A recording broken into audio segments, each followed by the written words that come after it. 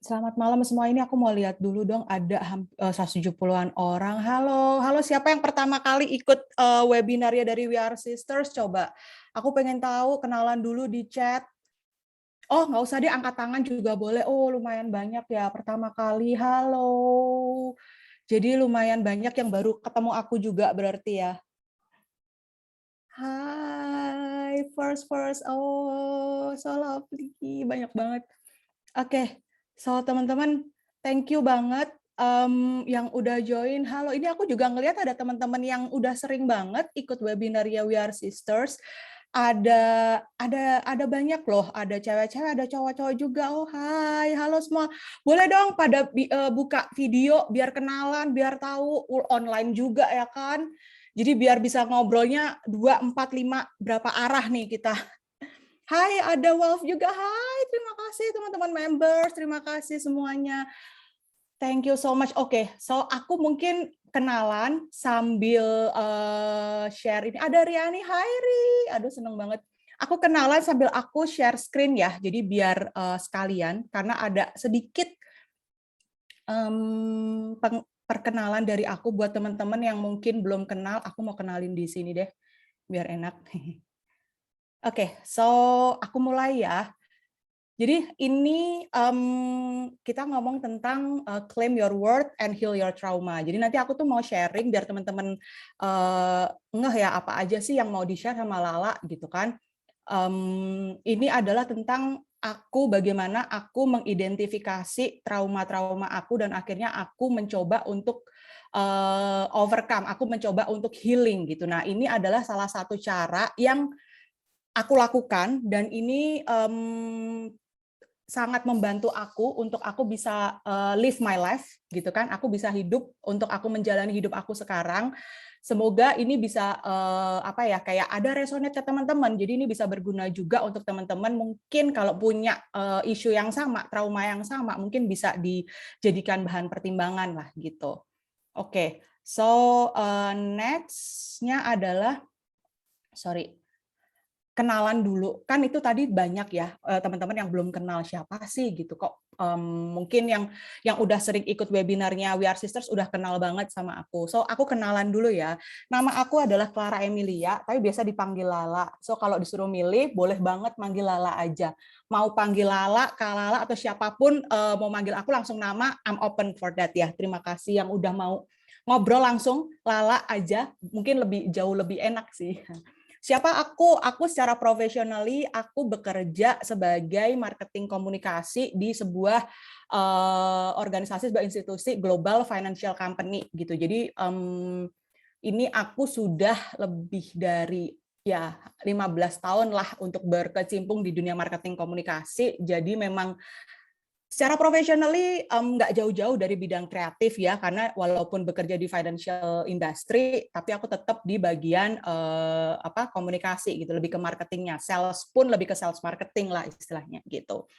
And then itu adalah sides dari profesionalism aku gitu kan. Nah kalau misalkan ditanya, oke, what else lah gitu. Oke, now aku living in my purpose as a founder of We Are Sisters Women Community gitu. Jadi We Are Sisters Community ini sebenarnya berjalan dari tahun 2019 itu offline ya, kayak roadshow, kayak kita ketemu lah langsung gitu, karena sama partner aku waktu itu, tapi ternyata memang pandemi di 2020 akhirnya aku memutuskan untuk membuat sebuah komunitas dan itu dilakukan secara online. Memang itu yang bisa kita lakukan ya sekarang teman-teman, jadi secara online. We Are Sisters Community ini sendiri kita punya 3 pilar sih. Kita punya pilar pertama adalah untuk membership. Jadi teman-teman yang mau jadi member, tapi ini khusus perempuan ya. Jadi kalau mau jadi member silahkan banget daftar untuk jadi member, ada di link yang sama ketika teman-teman daftar. Yang kedua adalah untuk volunteering. Jadi teman-teman kalau mau volunteer bareng kita, boleh banget daftar juga. Kita lagi buka untuk graphic designer, copywriter, dan juga untuk kayak kreatif konseptor gitulah. Nanti bisa langsung dilihat juga di link yang tertera. Yang terakhir adalah untuk edukasi gitu. Nah, edukasinya di We Are Sisters Women Community ini kita fokus ke 2 hal. Yang pertama adalah tentang sexual reproductive health and rights gitu, SRHR, kita fokus ke situ. Jadi kalau memang teman-teman yang dari kemarin ngerasa kita ngebahas tentang sexual abuse, kita membahas tentang menjadi survivor seperti apa, and then kita juga membahas mengenai menstruasi, kesehatan reproduksi gitu kan. Jadi itu juga tercover, dan juga kita membahas tentang how to live our life dengan kita mencintai diri kita sendiri, which is self love gitu. Nah, nanti aku mau membahas sedikit itu karena kita akan talk about self love lebih banyak. Dan terakhir mungkin biar teman-teman kenal juga, saya dari vegan ke vegetarian kebetulan. Jadi tadinya aku vegan beberapa tahun lalu, tapi akhirnya aku memutuskan untuk vegetarian karena aku suka banget sama dessert. Dessert itu enak kalau ada campuran telur. Jadi kayaknya aku nggak memaksakan diri aku menjadi seorang vegan, tapi karena memang aku masih menyukai, ya aku suka sama dessert, dan dessert yang contains of eggs, jadinya ya udah aku jadi vegetarian gitu. And I'm really enjoying my life gitu to the full of at my own terms gitu ya. Kenapa aku harus baris bawain nih at my own terms gitu? Karena memang mungkin happiness-nya aku berbeda dengan happiness-nya teman-teman. Mungkin kalau aku receh, aku ketawa, kayak aku receh aja udah ketawa gitu. Mungkin teman-teman lebih ke level happiness-nya berbeda-beda, and it's okay gitu ya, karena memang kita berbeda. Itu perkenalan dari aku sih. Nah, mungkin teman-teman dari aku ini, kayaknya hidupnya bisa di-define ya Kak ya. Kalau misalnya ngenalin sama orang, aku bisa kenalin siapa aku dalam 3 pointers gitu. Oke, so kalau aku balikin lagi, sebenarnya ini yang aku kenalkan ke orang gitu. Orang mengenal aku, orang mempersif aku, dan memang ini adalah kehidupan aku gitu. Tapi kan nggak semua orang akhirnya tahu siapa sih Lala gitu. Di balik itu semua ternyata banyak hal yang yang terjadi di aku, yang aku pengen share pada malam hari ini. Sorry, ini aku next. This is my life, the real life of me. Aku adalah seorang perempuan yang tumbuh nggak tahu gimana jadi perempuan. Ironik kan? Kayak, aku perempuan, I know. Sebagai perempuan tuh harus A, B, C, D, I know, tapi aku nggak tahu gitu. Karena memang mungkin dari kecil aku tidak ada role model yang memang bisa aku pelajarin untuk aku menjadi seorang perempuan. This is struggling, buat aku struggle. Iris, bayangin, aku punya pasangan aku bilang, kamu tuh kalau jadi cewek tuh harus gini loh, gini, gini, gini. Oke, terima kasih udah ngasih tahu ke aku, tapi dia berekspektasi supaya aku menjadi seperti itu, which is sesuatu yang di-expect yang aku nggak tahu. Oh, oke, gitu ya. Jadi perempuan tuh harus begini ya. Terus aku ada lagi sama keluarga. Kalau jadi cewek tuh harus gini, gini, gini, gini. Oh, gitu ya. Jadi cewek tuh harus begitu ya. I don't even know how to be a woman. Jadi kalau bisa dibilang umur ya 30 tahun lebih lah gitu, aku sama sekali bukan benar-benar sama sekali nggak tahu how to be a woman. Nggak ada role model, nggak ada sama sekali. Karena my mom, ibu aku tuh sudah meninggal pada tahun 99, udah 23 tahun ini. Jadi benar-benar aku bertumbuh itu sendiri gitu. Jadi aku nggak ada nih sama sekali gimana jadi perempuan, gimana jadi even sampai di menstruasi aja aku nggak tahu gitu, bahwa perempuan itu tuh setelah menstruasi dia bagaimana. Oke, pakai pembalut kayak pakai apa, itu nggak tahu gitu. So aku nggak punya knowledge di situ.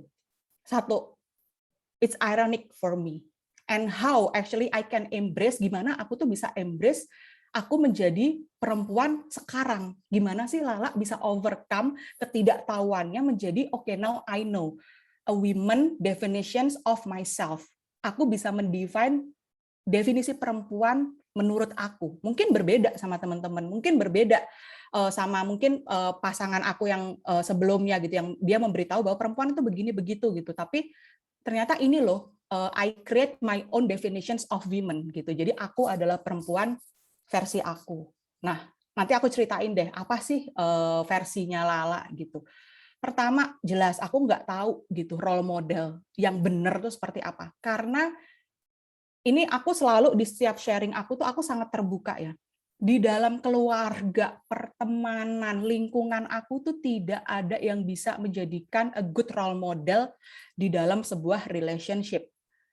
Cheating tuh kayak kayak nggak setia gitu loh. Mungkin dalam relationship dia selingkuh satu sama lain, terus habis itu nggak setia atau sering membohongi, jadi tidak merasa jujur sama orang lain, pasangan. Terus ada akhirnya menimbulkan aku jadi trust issue. Trust issue aku adalah lebih kepada ini mana sih yang benar? Aku jadi nggak percaya sama semua orang karena itu yang terjadi di kehidupan aku. Semuanya tuh nggak ada yang bisa jujur satu sama lain gitu.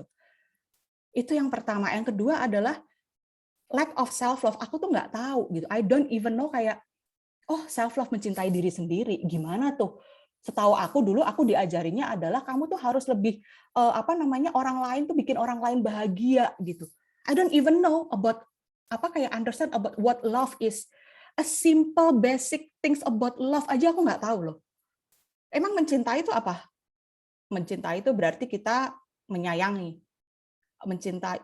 Aku tuh nggak tahu. Kalau orang nanya what love is, I don't know. Love is love, right? Gitu. Kayak aku tuh nggak tahu gitu. Jadi benar-benar aku lack of self love. Jadi put others as a top priority. Pokoknya orang lain seneng deh. Akhirnya apa?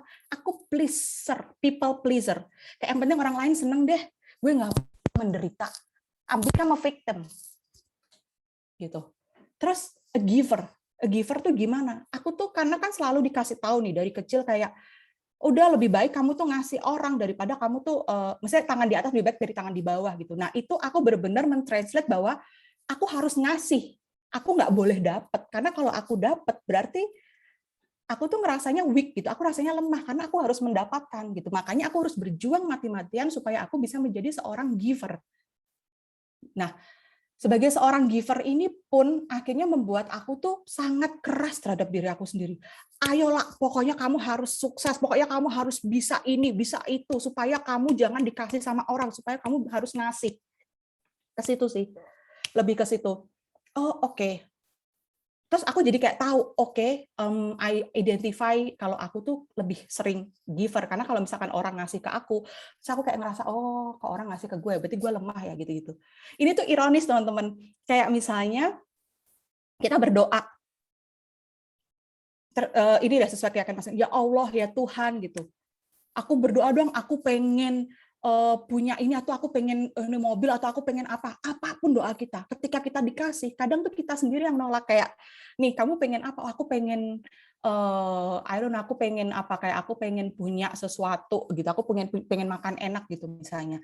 Dikasih tuh makanan gitu. Tapi kita kadang kayak yang gue nggak enak nih mau ngambil, aku nggak enak nih mau minta gitu. Padahal itu yang sebenarnya kamu minta itu yang dikasih sama Tuhan gitu. Itu nggak harus kamu tuh membeli atau kamu harus berusaha sendiri itu bahwa sebenarnya anugerah atau hadiah dari Allah atau hadiah dari Tuhan itu udah kayak Tuhan tuh udah ngejawab gitu. Tapi kadang kita ngerasa bahwa kalau kita mendapatkan sesuatu tuh kita ngerasa lemah atau kita ngerasa nggak berguna atau kita ngerasa kayak kayaknya nggak enak deh gitu. That's what I felt before. Nah, ini juga nih, ini yang sebagai trauma paling besar di hidup aku adalah aku menjadi survivor of sexual harassment. Sexual harassment dari siapa? Dari spiritual teacher aku, guru agama aku gitu. Di mana udah aku nggak punya role model, udah aku ngerasa nggak bisa percaya sama orang. Di dalam agama pun aku tidak bisa percaya gitu karena aku dilecehkan oleh guru agamaku sendiri bertahun-tahun. Yang aku nggak tahu bahwa itu ada sebuah pelecehan. I feel it's very ironic lah for me gitu kayak yang wow itu pelecehan dan kayak I'm giving away my power to that person di mana aku pikir aku bisa nih percaya sama dia gitu. That's the big trauma yang aku rasain ya teman-teman. Itu yang akhirnya membuat aku trust issue aku lebih besar lagi sama orang-orang. Dan itu membuat aku self blame, self judgment, jadi over analyze kayak overthinking. Jadinya insensitif karena aku nggak mau ngerasain perasaan aku sebenarnya. Aku sedih banget, aku ngerasa marah banget gitu.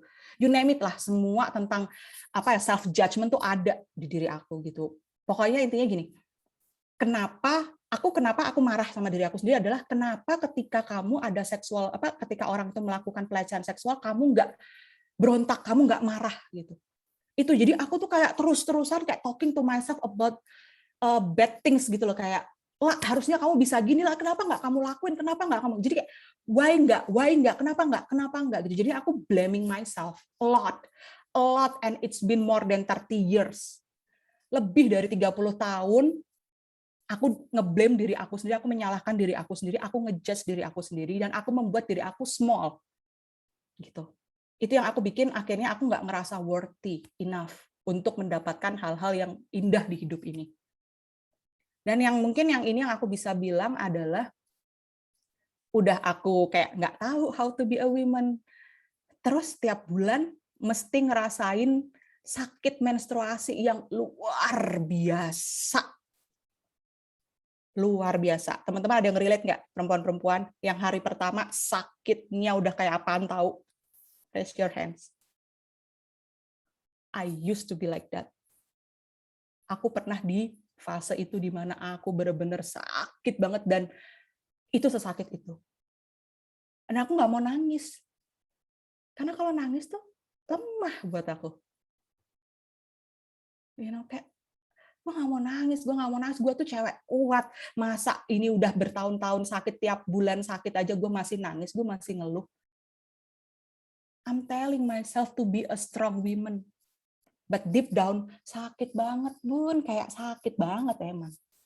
Jadi banyak emosi yang aku suppress, banyak banget hal yang terjadi yang aku suppress gitu.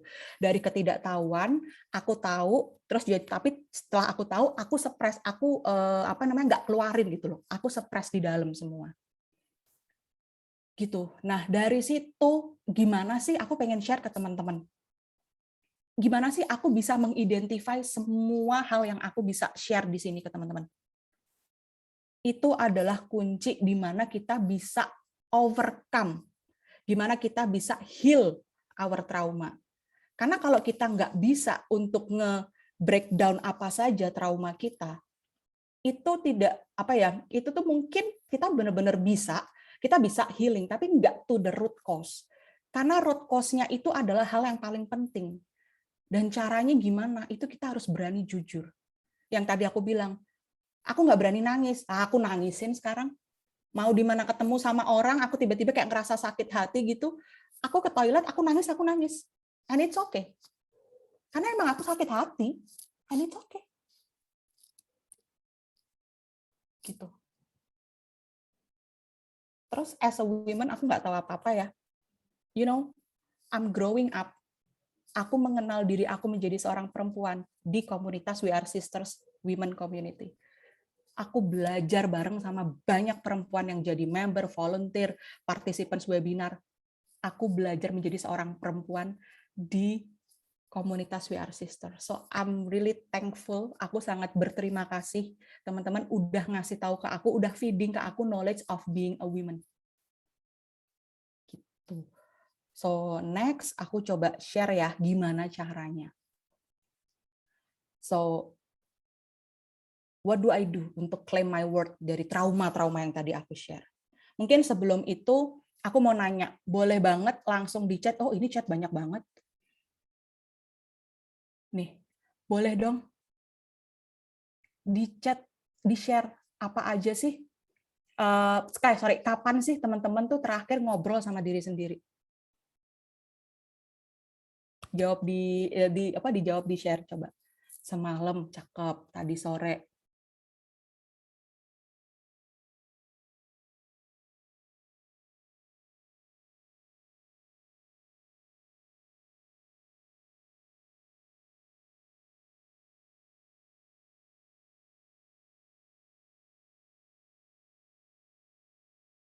Aduh, love.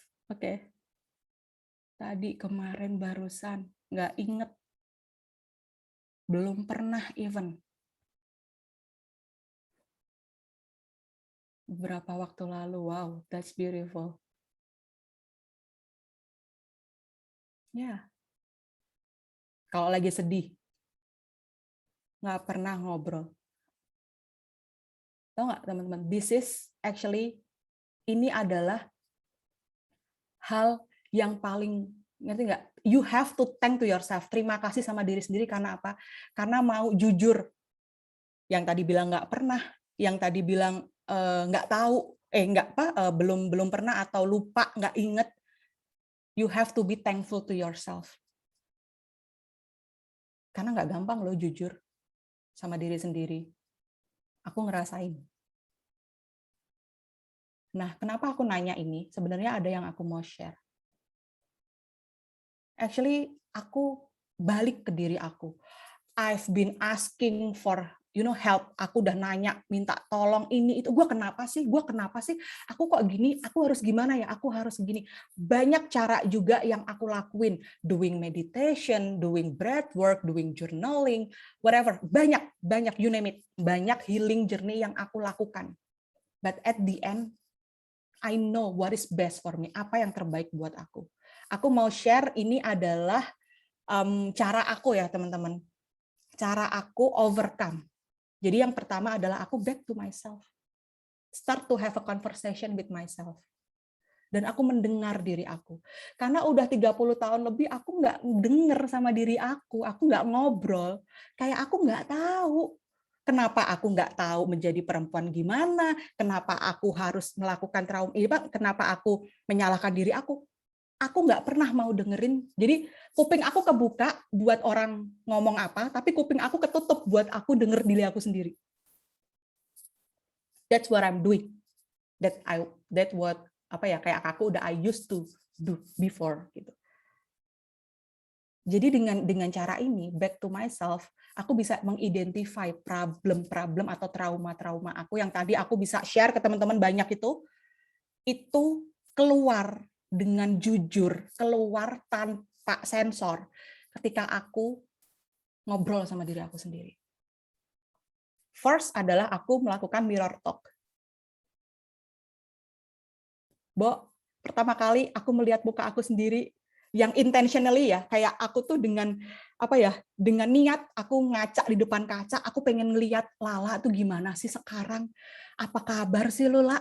Aku lihat di kaca, ngintip, aku takut melihat diri aku sendiri, nggak tega, sedih, akhirnya aku berani, cuman bisa nangis, even nggak ngobrol. That's the process. The process akhirnya aku berani ngelihat diri aku, gitu. Rasanya gimana? Oh my God, awalnya malu, sedih, marah, kayak benci, semua campur aduk ketika aku ngelihat diri aku sendiri. Kalau ngelihat orang lain bisa kita bilang, ih cantik ya, ini begitu ngelihat diri sendiri, banyak banget excuse-nya. Banyak banget gitu. I am doing a mirror talk sampai sekarang. Sampai sekarang terakhir aku ngelakuin mirror talk, nggak terakhir sih, kayak beberapa kali pun aku sampai bilang ke temen aku, lo mau lihat nggak orang cakep? Temenku aku geret, aku suruh lihat ke kaca. That's me. She's so fucking beautiful. Sampai di titik aku bisa merasa I am beautiful. It's a process, my dear. It's a process, my friend.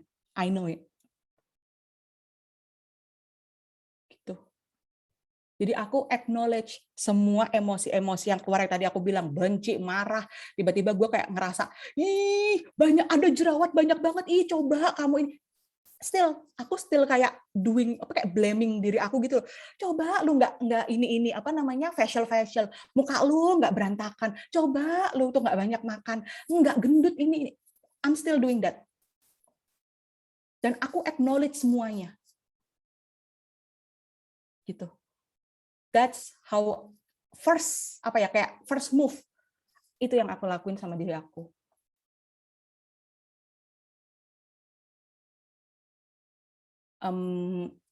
Nanti pertanyaan-pertanyaan ini ya terakhir aja ya, pas kita habis sesi, maksudnya pas habis ini Witska, mungkin nanti minta tolong siapa dari MC dari Alma ya.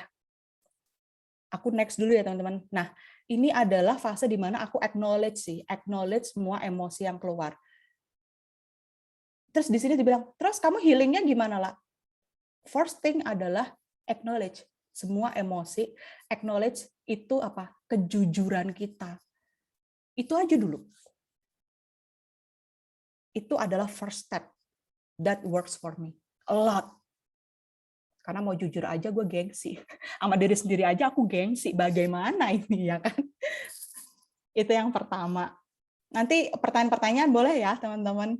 Karena this is my real experience sih. Yang kedua adalah, boleh dong teman-teman di chat. Apa sih self love buat teman-teman?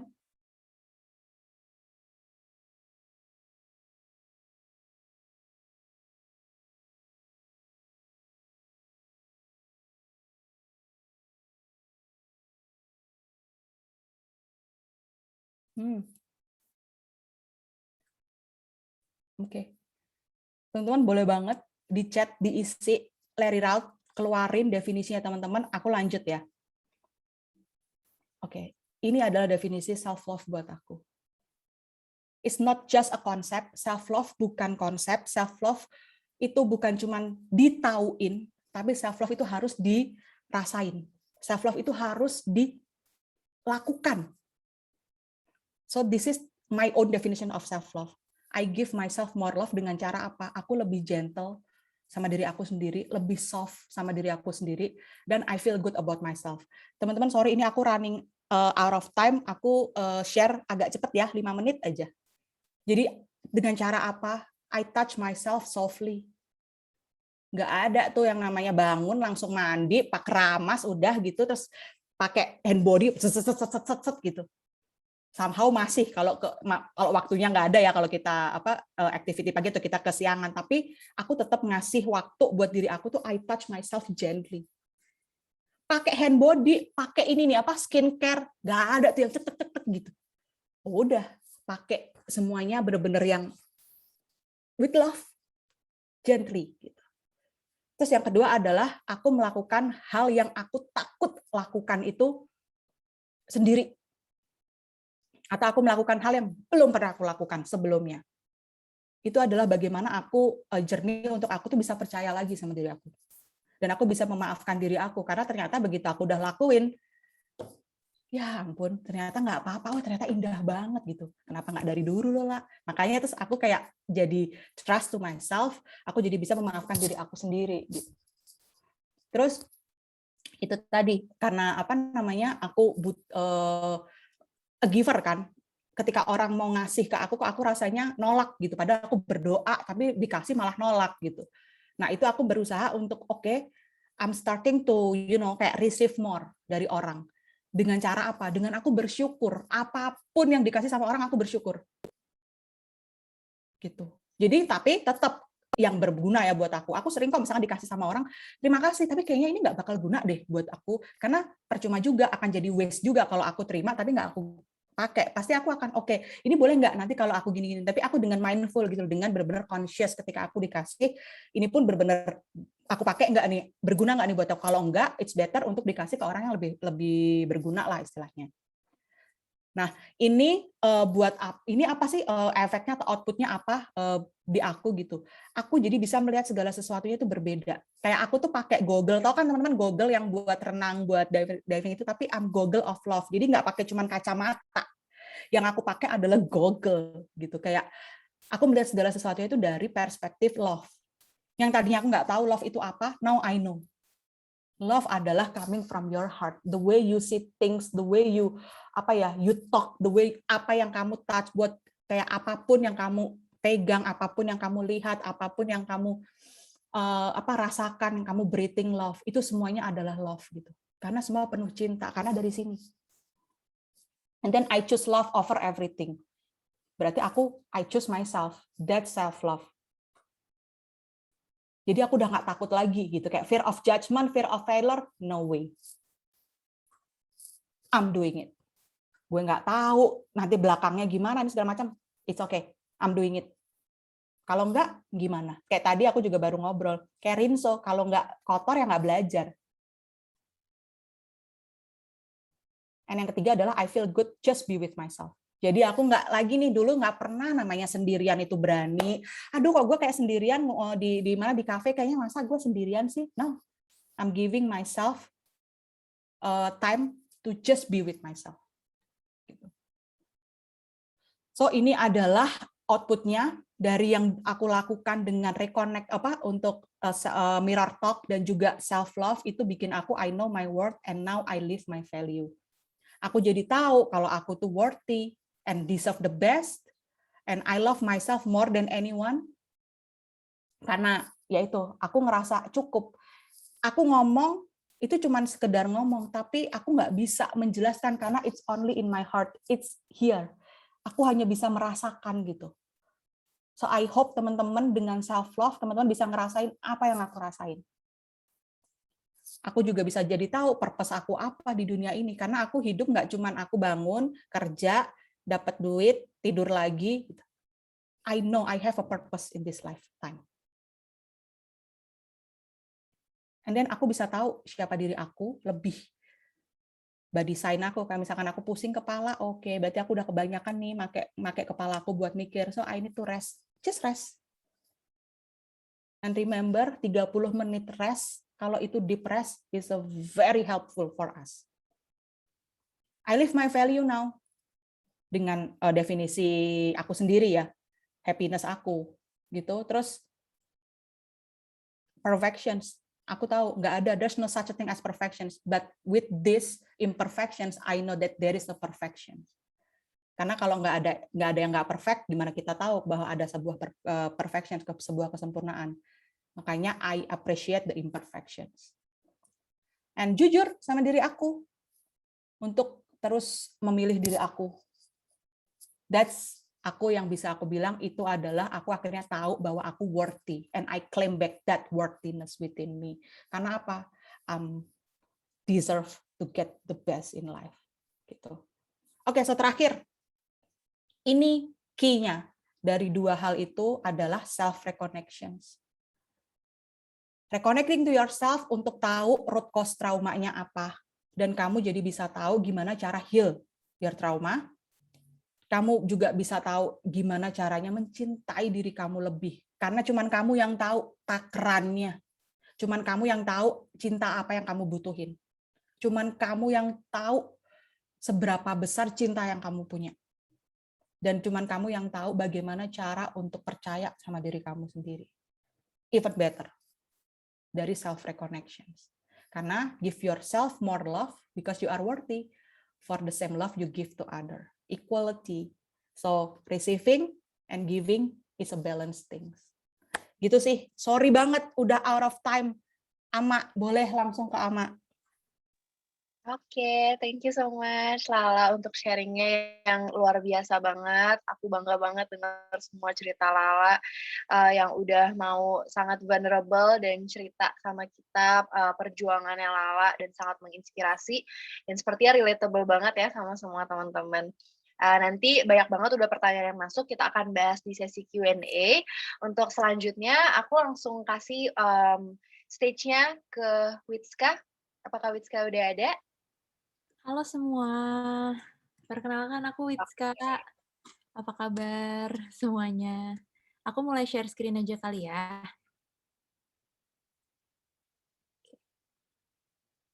Udah bisa dilihat kah? Udah, Wits. Oke, semuanya terima kasih banget udah mau join acara kita malam ini. Hari ini kita emang mau fokus ke bagian trauma ya. Sebelumnya, makasih juga We Are Sister sudah mau kolaborasi sama kami dari mengenaldiri.id. Semoga acara kita hari ini bisa bermanfaat. Oke, sebelum daripada kita buang-buang waktu lagi, kita mulai aja. Untuk sesi aku, kita akan ngebahas tentang trauma itu sendiri. Tadi kan Mbak Lala udah cerita banyak banget ya tentang experience dia tentang trauma, about her own difficulties living her own life, yang pasti juga relatable banget ke kalian semua. Dan di sini aku tuh mau tanya, menurut kalian trauma itu sendiri apa sih? Tapi sebelumnya aku mau kenalin diri dulu. Aku Dr. Adina Witska, sebagai Creative Director mengenaldiri.id. Aku juga lulusan dari FKUI dan University of Melbourne. Saat ini aku kerja di RSUD Pasar Minggu sebagai dokter umum, dan juga aku jadi asisten penelitian di RSCM di Departemen Psikiatri. Sekaligus aku juga, passion aku di nyanyi dan bermusik, jadi aku juga sekaligus singer-songwriter di Blast Records Indonesia. Nanti kalau misalkan ada yang mau nanya-nanya, boleh lewat Instagram aku aja, di DM, nanti aku balas. Oke, nah tadi kan udah ngebahas trauma. Menurut kalian sendiri, trauma itu apa sih? Emang trauma itu banyak banget ya definisinya, mulai dari sisi psikiatri, psikologi, semua tuh banyak banget definisinya dan bisa berbeda-beda.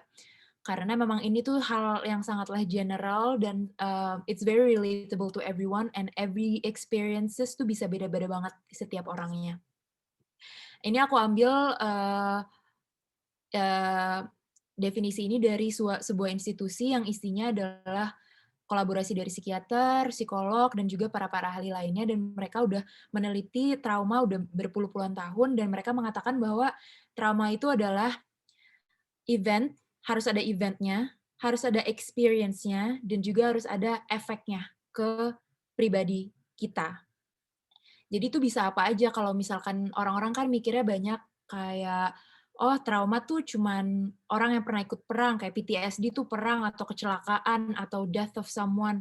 Tapi enggak cuman hanya mengancam jiwa aja, tapi as simple as emotional abuse, yang sebenarnya nggak simple ya, ini tuh sangat kompleks, tapi itu juga bisa traumatis. Karena kenapa? Itu kan sebuah event, bisa satu kejadian aja, bisa series of events, bisa circumstances yang ada experience-nya gitu ke kita. Kita tuh merasakan itu semua dan itu physically or emotionally harmful ke kita dan mempunyai efeknya secara panjang gitu. Dan jadi itu bisa ke emotional abuse juga, bisa ke neglect, abandonment, bahkan diselingkuhin, betrayal, karena itu juga bisa menjadi salah satu hal yang traumatis ke kita. Ini jadi present. Oke. Nah, dari trauma ini sendiri, nah kita bakal ngefokusin ke betrayal trauma.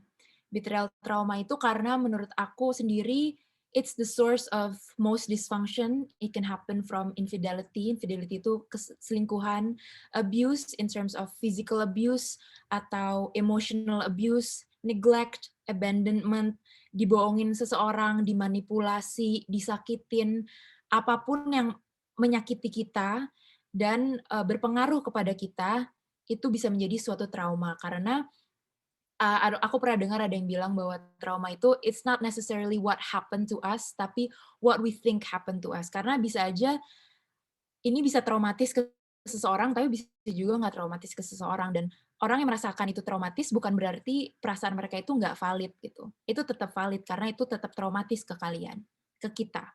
Nah, hari ini kita bakal ngebahas dari what does it mean, why is it so difficult and painful, how it affects you, and terakhir kita akan belajar bersama-sama gimana caranya kita mulai pulih dari trauma-trauma ini semua.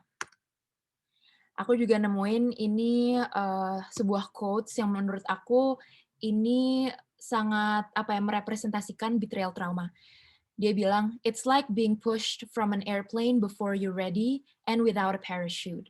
And while you're free falling, you look up and see that person who pushed you was someone you love and trusted wholeheartedly. They're smirking and waving as you hit the ground. The fall breaks every bone in your body, but somehow, miraculously, you survive. But then you don't feel lucky nor alive. Coba kalian bayangin kayak kalian didorong nih dari pesawat, nggak pakai apa-apa, nggak pakai parasut, kalian belum siap, terus ceritanya ngedorong kalian tuh orang yang kalian sayang, yang kalian percaya. Itu pasti bakal sakit banget. Even though kalian emang survive aja nyampe bawah, kalian tetap hidup.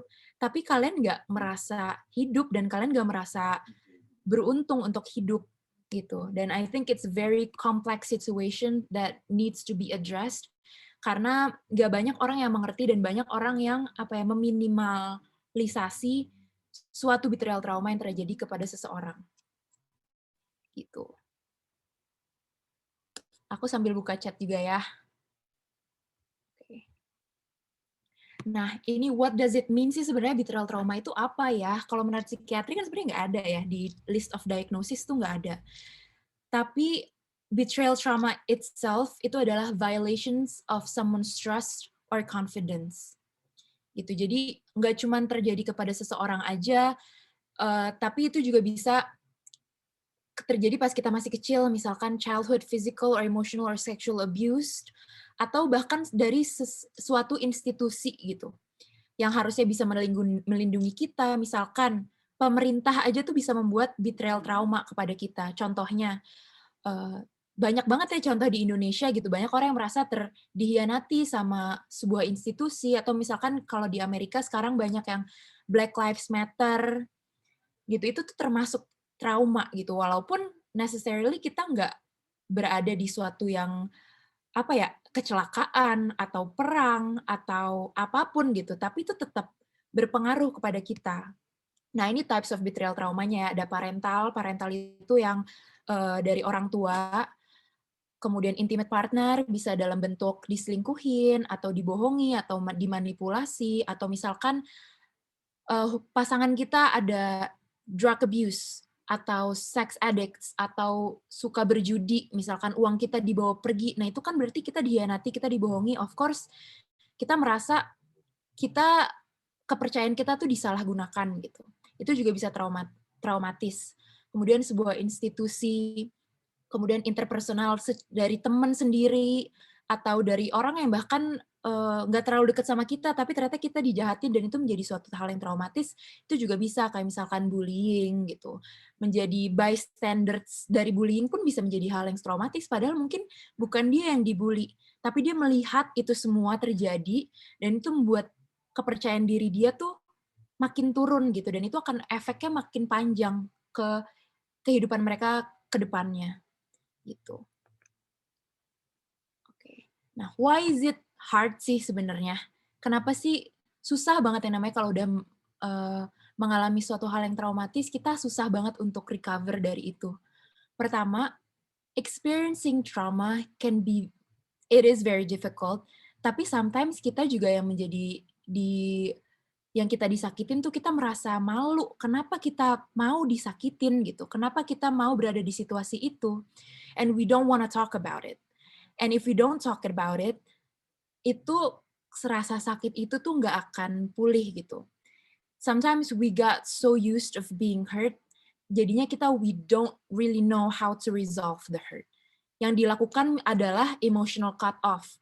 Emotional cut off tuh misalkan sebelum kita meresolve pain itu sendiri, kita udah I'll never talk to them again, they're dead to me, I will distract myself, misalkan dengan apapun yang kalian lakukan, misalkan mau minum-minum lah, atau mau apapun hal yang distraktif yang membuat kalian distract dari kejadian itu, kalian memilih itu daripada having to deal with the pain itself, karena itu terlalu menyakitkan. Atau malah kita denial, kita merasa kayak, enggak, gue nggak disakitin, gue nggak ada di tempat itu, gue nggak mau mikirin, pokoknya gue nggak mau gitu. Dan jadinya the hurt itself tuh doesn't resolve and it will follow you everywhere. Bahkan sampai ke anak-anak kita. Misalkan kalau misalkan kita punya childhood abuse, childhood trauma yang terjadi waktu kita masih kecil dari orang tua kita, itu kalau nggak kita resolve akan turun ke anak-anak kita, karena kalau kita nggak nge-resolve, perlakuan kita, behavior kita pun akan mencerminkan itu. Dan itu juga akan menyakitkan orang. Bayangin kayak kalau misalkan rasa pain itu adalah emotional poison. Kita gampang banget bakal projecting to other people, kita bakal nulerin ke orang-orang karena kita sendiri nggak resolve itu, rasa itu, poison itu, penyakit itu nggak kita sembuhin gitu. Dan hal itu tuh sulit karena itu terjadinya involuntary in our brain. Kalau misalkan kita terjadi hal yang traumatis di hidup kita, it doesn't just affect our brain, it also affects our body, it also affects everything. Our body is gonna be in full alert karena we see everything as a threat. Makanya kita gampang banget ke-trigger, even kayak hal sekecil apapun, a time of day, atau a smell, atau misalkan aku dulu kayak gak bisa nonton Beauty and the Beast, soalnya itu dari Perancis, aku punya trigger dengan Perancis gitu. Gak bisa sesimpel nonton Beauty and the Beast tuh aku gak bisa. Terus kayak misalkan orang ngomong apa, atau lagu, atau tempat, padahal gak ada yang sebenarnya mau nge-trigger kita, tapi our body, our brain already see it as a threat. Makanya kita sometimes we don't know what is happening, kita tiba-tiba, kok gue anxious banget ya, kok gue gak enak banget moodnya, kok gue jadi bete banget gitu. Nah itu karena emang we didn't resolve our trauma. Makanya orang bilang, itu symptoms-nya tuh rata-rata kayak PTSD, tapi memang secara ilmu psikiatri kan nggak masuk ke diagnosis PTSD ya, kalau misalkan betrayal. nggak semua betrayal trauma itu masuk PTSD, tapi some betrayal trauma can cause PTSD kalau memang udah mengancam jiwa. Tapi symptoms-nya pun sama, jadi bukan berarti kalian nggak punya PTSD, kita nggak punya PTSD, tapi kita punya trauma, itu bukan berarti our problem is less than them yang punya PTSD gitu. Ini aku bakal ngebahas sedikit tentang apa sih yang terjadi di tubuh kita kalau misalkan kita ada trauma. Ini mungkin agak sulit dibacanya, cuman aku akan mencoba menjelaskan dengan semudah mungkin. Nah, jadi kalau misalkan kita meng-experience trauma, ini tuh yang terjadi di otak kita. Dan nggak necessarily cuman karena traumanya itu sendiri aja, tapi tuh banyak faktor-faktor lain. Misalkan ada genetic predisposal. Salah pencet. Dari orang tua kita emang ada punya masalah kejiwaan, itu tuh bisa. Nah, yang namanya genetik tuh ada bakat-bakatnya lah kita. Kemudian ada cumulative life adversity. Jadi kita misalkan mungkin traumanya nggak langsung gede jebret gitu, tapi kayak misalkan our pain awalnya 3, terus ditumpuk lagi 3 lagi, 3 lagi, 3 lagi, 3 lagi. Tapi kalau dijumlahin, itu bakal banyak banget dan itu bakal numpuk dan itu akan tetap menjadi hal yang traumatis gitu. And then the trauma itself kan bisa causes fear, helplessness, and horror. Dan ditambah lagi misalkan environmental kita juga nggak mendukung. Misalkan lack of social support, terus ada life stressor lain, misalkan kita uangnya nggak ada, misalkan saldo kita dikit, kita ada masalah finansial, terus teman gue fake friends semua, terus misalkan gue nggak punya teman cerita, terus misalkan aku lagi di luar negeri gitu sendirian nggak punya teman, itu tuh juga bisa menjadi salah satu faktor yang memunculkan banyak symptoms PTSD. Karena kenapa? Kalau misalkan kita mengexperience itu semua, nggak cuman badan kita doang, tapi itu ada masalah di otak kita, ada disrupsi dari kognitif. Jadi aku tuh mau ngebahas ini supaya kalian mengerti bahwa kalau kalian feeling down or having a bad mood without no apparent reasons yang kalian nggak ngerti, itu tuh sebenarnya your body trying to say something is not right.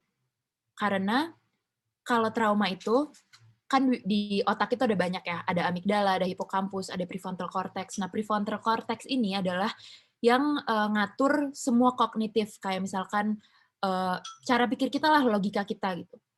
Dan sedangkan amigdala ini yang attentional, terus kayak ada memori juga di hipokampus, dan itu tuh ngatur kayak, oh I see it as a threat gitu. Otak bagian sini tuh terlalu sibuk gitu. Terlalu sibuk kayak I have to be in survival mode. Tapi sedangkan jadinya yang di depan ini nggak bisa berpikir secara jernih. Makanya kita sering kayak kalau kita lagi experiencing something traumatic, kita agak kayak what just happened? Apa sih yang terjadi? Kadang-kadang kayak kita bahkan sampai ada yang namanya amnesia, nggak bisa ingat apa yang terjadi, karena itu, memori kita terganggu sama hal-hal traumatis yang udah terjadi gitu. Saking kita, otak kita menangkap dan being in a survival mode, kita nggak bisa nangkap informasi yang masuk. Itu namanya ada dissociative amnesia.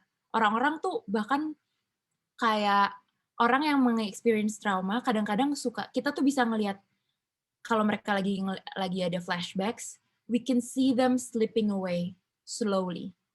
Karena mereka langsung kayak, kita ingetin dikit, ada trigger dikit, langsung kayak ada this distracting pull that makes them not be in the moment gitu loh. Mereka balik lagi ke situasi itu, karena flashbacks itu sendiri kan, it's a mental re-experiencing. It's not necessarily happening right now, tapi itu terjadi di otak kita sendiri. Our body remembers it, our brain remembers it, and we see it as a threat. Makanya kita tiba-tiba, duh kok gue deg-degan banget, I'm having panic attacks, I don't know why, gitu. Karena kita nggak aware gitu sama apa yang terjadi di diri kita, karena kita sendiri nggak bisa mikir.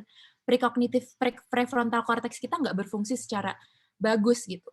Karena kalau misalkan kita stres juga, kortisol tuh kayak zat-zat stres, kayak komponen stres di badan kita, itu naik, semua naik, GABA, dopamin, semua naik. Jadi kita hyper aroused gitu, kayak kayak we see everything as a threat, terus kayak kita nggak bisa mikir, nggak bisa konsentrasi. Nah, makanya ini semua, ini sama aja ya, muncul symptoms kayak gini. Nih, ada disbelief itu karena kita kayak agak disosiasi. kayak flight mode gitu ya. Iya, bener banget. Itu namanya fight or flight mode kita. Sometimes kita kayak we need to fight, we're in survival mode. Sometimes kita kayak bahkan namanya sekarang ada fight, flight or freeze. Kita jadi kayak bingung, nggak bisa ngapa-ngapain, nggak bisa mikir. We didn't even believe that it's happening. Terus makanya muncullah kayak sleeping difficulty, eating problems. Banyak banget orang yang experience trauma, ujung-ujungnya ada anoreksia, bulimia, karena sometimes bahkan orang anoreksia pun nggak necessarily karena gue mau kurus doang. Enggak, it's about control. People see it as anorexia being kayak penyakit-penyakit model-model doang. Enggak, itu it can happen to anyone, any race, any gender, bahkan ke cowok pun bisa. Itu karena it's about control. When you feel like your life is going out of control, the only thing that you can control is your eating habits. And you do that by not eating gitu. Kayak, okay, I can control this. Gitu. Anxiety, of course, karena kita trust issue, kita nggak bisa ngontrol pikiran kita karena kita sendiri ada diskoneksi gitu dari our mind, our body, our soul. There's a disconnection. Makanya kayak nanti kita akan bahas di How to Heal, how to reconnect everything gitu. Dari disbelief, anxious, and guilt. Guilt itu lebih kayak, kenapa gue ngelakuin itu, kenapa gue kayak gitu, makanya gue jadi disakitin sama orang, itu salah gue gitu. Banyak orang yang malah nyalahin diri sendiri karena their other people's behavior towards you. Padahal kan sebenarnya apa yang orang lain lakukan itu adalah pilihan mereka. It's always their choice. It's not you. Karena apa yang kita lakukan adalah semua kontrol kita sendiri. We can choose not to hurt other people. We can choose ngeluarin semua poin yang kita lakukan tanpa nyakitin orang tuh bisa gitu sebenarnya. Cuman kalau misalkan orang nggak memilih untuk itu, ya itu salah mereka dan bukan salah kita gitu. Terus ada lagi yang namanya betrayal blindness. Ini tuh lebih ke shame. Betrayal blindness tuh kayak, why am I such a fool for not seeing I am being fooled, gitu loh.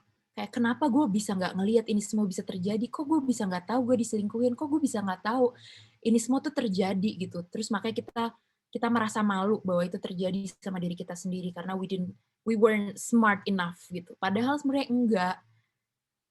Itu bukan salah kita. Itu adalah tanggung jawab mereka yang nyakitin kita, bukan kita. Terus ya of course depression ya, karena kita disakitin, kalau kita di-abuse terus-terusan, kita lama-lama akan percaya bahwa apa yang mereka katakan itu benar. Kan namanya proximity is power ya. If we hear every day that we're not worthy, we're not beautiful, we don't deserve things in life, ya of course kita bakal percaya itu karena that's all we know. That's all the informations that we take into our brain. Terus tadi confusion, disconnection, anger, marah terus karena kita nggak merasa, we don't accept the things that are happening within us. Marah sama orang, marah sama diri kita sendiri, marah sama semuanya karena itu the hurt doesn't resolve. We didn't deal with the pain. Kita jadi projecting ke orang-orang. Negative thinking, trust issues. Of course kalau our trust has been betrayed, kita bakal susah banget yang namanya percaya sama orang lagi. And low self-esteem. Nah, itu dia mood disorders, depression, irritability, physical symptoms, sleeping difficulties, itu semua tuh terjadi. Pasti kalian juga, aku juga lihat chat kayak bener banget, relate banget. Dan iya, itu memang, itu semua hal yang normal, hal yang wajar guys. Untuk dirasakan kalau kalian memang experience trauma. Tapi kita nggak perlu fokus ke sana, karena there are ways to overcome that. It's just a choice whether you want it enough or not. Karena we cannot let our past have the power to determine our future gitu kan. Sebenarnya karena apapun yang terjadi di hidup kita sebenarnya itu semua pilihan kita gitu. Malah mungkin dari semua trauma yang kita alami itu malah bisa menjadi pelajaran yang banyak banget buat kita. Kita jadi lebih dewasa, kita jadi lebih compassionate. Itu malah menjadi suatu hal yang bisa kita syukuri di hidup kita. Kalau kita nggak experiencing all those trauma, we wouldn't be this strong, we wouldn't be this resilient, we wouldn't be this smart in navigating our life gitu. Dan memang setiap orang simptomnya bisa berbeda-beda ya. Kayak kalian nggak bisa, dari yang aku ceritain ini nggak bisa kayak, oh dia ada symptoms ini semua berarti dia pernah trauma. Enggak gitu. You will never know how someone react to trauma until you experience it gitu. Until they experience it gitu. Nah, ini 6 keys principles of approach. Aku bakal ngomongin tentang gimana sih caranya kita nge-approach trauma itu sendiri. Pertama, emang overcoming that itu susah banget. Tapi kalau kita ada kemauan, pasti bisa. Pertama, kita harus cari our safe space dulu. Safety within ourselves, safety within the people around us, safety in the environment. Misalkan kalian, oh, gue udah merasa this trauma affects me in a big way. There is a cost from my trauma. There is a cost from my insecurity. There is a cost from everything that happened yang aku nggak nge-resolve itu. Makanya kita harus take a step back, assess, and find our safe place. Carilah orang-orang yang kalian percaya, carilah tempat yang aman untuk kalian. Misalkan kalian lebih aman untuk di kamar aja, then do that. Nggak ada yang salah. Gitu. Mungkin kalian akan lebih safe untuk go to therapy. That's also a good way to start. Karena pasti yang ahli kan lebih tahu cara ngehandle all this, apa ya, semua knots yang ada di otak kita. Gitu. Kemudian trustworthiness and transparency. Orang-orang nanya kayak, gimana sih caranya overcome this trust issue yang kayaknya gue nggak akan bisa dipercaya lagi sama orang. Enggak kok, bisa kok. Penting adalah tahu caranya dan you have to be persistent on it. You can never trust someone that they won't hurt you karena of course they will hurt you in some way or another. Tapi you can only trust that even if they do hurt you, you know you can handle it. Karena you've experienced worse or you've learned from your past gitu. And kalau misalkan kalian nanya gimana sih caranya percaya lagi sama misalkan suami kita yang udah pernah selingkuh atau apa, harus ada transparansi di situ dan it works both ways. Nggak bisa cuman kita doang yang mau percaya tapi orang itu juga nggak berusaha untuk memenangkan kepercayaan kita gitu. Terus peer support itu adalah ketika kalian menemukan orang-orang yang juga relate terhadap apa yang pernah kalian lakukan. Misalkan as simple as being in this webinar right now, you find your peers. Kalian ketemu orang-orang yang udah pernah merasakan hal yang sama, kalian bisa lebih relate karena it will establish safety, hope, it will build trust and enhancing collaboration sebagai kita komunitas gitu. Terus 4, collaborations and mutuality, ini adalah memang kalau kita mau overcome trauma, nggak bisa cuma misalkan, oh ini cuma masalah mental. Nggak. Untuk overcome that trauma, kan kalau kita experience trauma, nggak cuma otak kita doang yang terpengaruh, tapi badan kita, sosial kita, environmental kita, even our relationships with people, itu juga terpengaruh. Makanya harus ada kolaborasi. Misalkan you have to eat well, you have to sleep well, you have to make friends with good people yang bisa support your healing journey gitu. Dan itu harus bermutu. It doesn't have to be much, it doesn't have to be many. Nggak harus orangnya banyak, tapi kualitasnya tetap harus bagus. Misalkan kalian cuma punya 1 teman atau kalian cuma bisa percaya sama terapis kalian doang, sama dokter kalian. Ya udah, asal bermutu dan berkualitas, then do that. Nggak ada yang salah gitu. Terus empowerment, voice, and choice. Kalau kalian experiencing trauma, especially betrayal, itu tuh kadang-kadang kayak all the choices got taken away from you. Kalian lost sense of identity. Kalian nggak tahu kalian itu siapa. Kalian nggak percaya untuk mengambil step berikutnya karena kalian udah slow self-esteem banget, you don't feel capable of making any choice because you've been making choice for a long time, tapi ternyata hasilnya buruk. Gitu. Jadi, kalau untuk approaching trauma, you have to empower those voices and choice. Respect choices, respect your choice, listen to your choice, and actually assess yang aku pilih sekarang itu apakah yang terbaik untuk aku atau enggak. Makanya penting banget untuk reconnecting yang tadi Mbak Lala udah ceritain.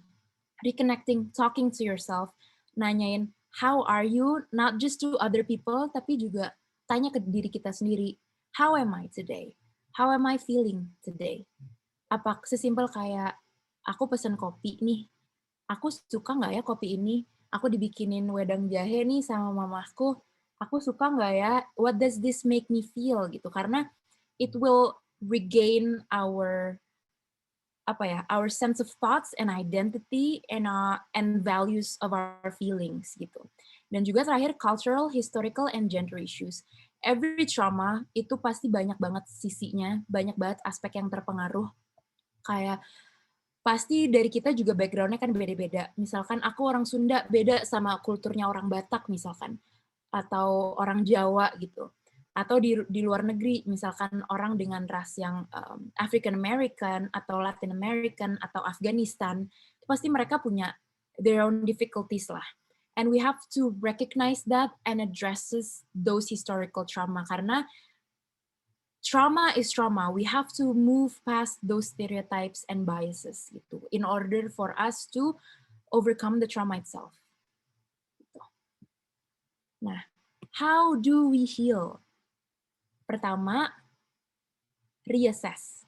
Take a step back and reassess. You have to start by asking yourself, how is this act of betrayal, how is this trauma affecting me? Misalkan, oh aku jadi trust issue banget, oh triggers aku tuh ini. Oh aku jadi sumbu pendek banget nih, senggol bacok banget sama orang. You have to acknowledge that, assess that. Jadinya kalian tahu healing point, starting point kalian untuk healing itu di mana. Jadi kalian make a list aja. Sesimpel itu. Gitu. Dari situ baru kalian tahu, oh ternyata yang harus gue heal itu apa, dari mana, bagaimana caranya, misinya apa aja. Jadi kita nggak mumet gitu. Semua yang ada di otak kita tuh kayak, aduh kayak mumet banget, nggak bisa nih kayak benang kusut, nggak tahu mau mulai dari mana. Gitu. Just make a list, everything that you feel is not right within your life, and then baru mulai pelan-pelan, oh dari poin 1 ini, apa yang bisa aku lakukan to change this and be better from this. And then kedua, reconnect. Reconnect with yourself, most importantly, your mind, your body, your soul has to connect in some way. Karena when you've experienced trauma, yang tadi udah aku bilang, otak kita kan jadi berantakan banget nih, kayak it chops up your brain, jadinya kita ada disconnection. Makanya kita harus reconnect. Bisa dari journaling, bisa sesimpel kayak yoga atau breathing exercises. It's a way for you to reconnect and be present gitu. Karena sometimes kalau kita lagi flashbacks atau ke-trigger gitu, it's very easy for us not to be here and be in that trauma experience. And we have to find our way to ground ourselves. Okay, it's not happening right now. I have to connect with the present, and it's I'm working towards bettering myself gitu. Ketiga, fulfill your passion. Mungkin kalau misalkan kita experiencing trauma, and then kalian misalkan ada di abusive relationship for years, kalian udah nggak tahu nih passion kalian apa sih yang membuat kita happy. Sesimpel hal pertanyaan kayak, apa sih yang membuat kita happy sebenarnya di hidup ini? Bahkan kita nggak bisa jawab gitu. Karena we always put other people's first. Nggak pernah kita, karena kita nggak pernah menyayangi diri kita sendiri duluan baru menyayangi orang lain. We always tend to love other people more because we think that if we put ourselves first, it's gonna be selfish. Tapi padahal enggak. Gitu. Makanya kita harus, in order for us to heal, we have to find what makes us happy, what makes us fulfilled, what is my purpose in this life gitu. Kan nggak, purpose kita di hidup ini nggak cuma untuk disakitin sama orang gitu kan. Pasti kita ada, tempat kita di dunia ini tuh ada. You just have to find a way to find that and look for it gitu. Dan it takes time. Jadi be patient karena it will take a long process. And then balance eating and sleeping itu perlu banget, karena gimana caranya kita mau punya mind yang healthy kalau misalkan rutinitas kita aja tuh nggak sehat, kita nggak tidur 3 hari gitu, kita nggak makan, nggak nafsu makan. Yang penting tuh kalau prinsip kita untuk menolong orang kan tolong diri kita sendiri dulu, amankan diri sendiri baru amankan pasien gitu kalau di kedokteran. Sama kayak gini juga. Gimana cara kita mau nge-heal something if we are not even know what healthy is gitu. Terus give yourself closure karena sometimes people who hurt us doesn't necessarily mean they're bad people or they want to hurt us gitu. Sometimes we're just a casualty for other people's actions. Dan apa ya? Aku selalu bilang kayak ya itu yang orang-orang bilang people who do bad things doesn't necessarily make them a bad person, itu betul. Tapi we have to be aware gitu, what is happening, apa yang buruk buat kita, apa yang baik untuk kita. And you cannot ask other people to give you closure, karena sometimes you won't ever get that. You have to give closure to yourself. Carilah closure ke diri kita sendiri. Oh mungkin cobalah mengerti gitu dari situasi mereka sendiri, cobalah memaafkan. Forgive for you, not for them. Karena mungkin memang what they did is unacceptable, mungkin sangatlah menyakitkan untuk kalian, tapi forgiveness itu bukan untuk orang lain, bukan berarti kita memaafkan orang lain karena oh ya udah yang mereka lakukan ya udah nggak apa-apa. Tapi kita memaafkan adalah untuk kita because we deserve peace. Gitu, ikhlas. Maafkan karena kita nggak mau membuang energi untuk hal-hal yang negatif untuk kita. Nggak mau menghabiskan energi kita untuk marah sama orang. Nggak mau menghabiskan energi kita untuk benci sama orang. Karena we all need some peace in our life. And if we find that inner peace, I'm sure you are on your way to a better life and to a better self-love. Gitu. Oke, nah ini terapi-terapi yang bisa dilakukan, banyak banget treatments that are available to you.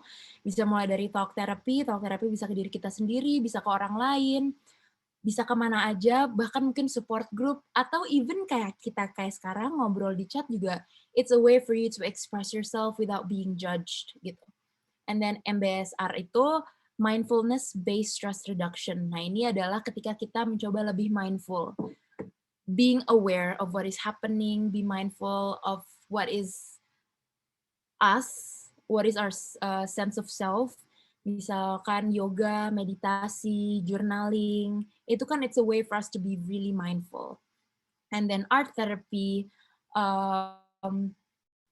hal-hal sesimpel kayak aku nari atau aku nyanyi, aku dengerin musik, aku menggambar, menulis, itu udah ada risetnya bahwa itu akan induce happiness in the patients gitu. Terus ada grounding exercise karena sometimes kalau misalkan kita lagi trauma, kan tadi flashback, we have this mental re-experience dan kita nggak ada in the present times. Grounding exercise itu adalah a way for us to be grounded and be present. Caranya dengan misalkan kalau di terapi, aku sendiri udah personally experience grounding exercise and it really helps. Karena kita jadi lebih aware dengan cara hal sesimpel coba list benda yang awalnya mulai dengan A gitu. Terus atau misalkan hitung mundur dari 100 kurang 7 tapi mundur kayak 93 terus mundur.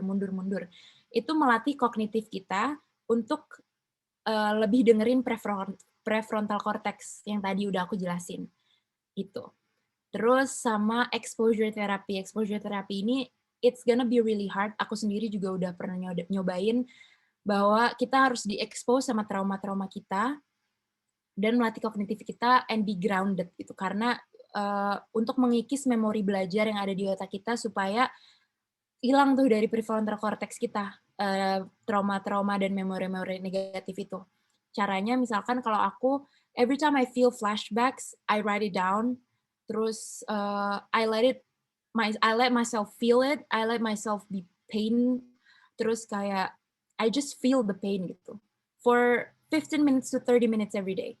Sampai akhirnya kita sendiri kayak udah biasa gitu sama perasaan itu kayak oh, ya udah itu udah nggak terjadi lagi sekarang.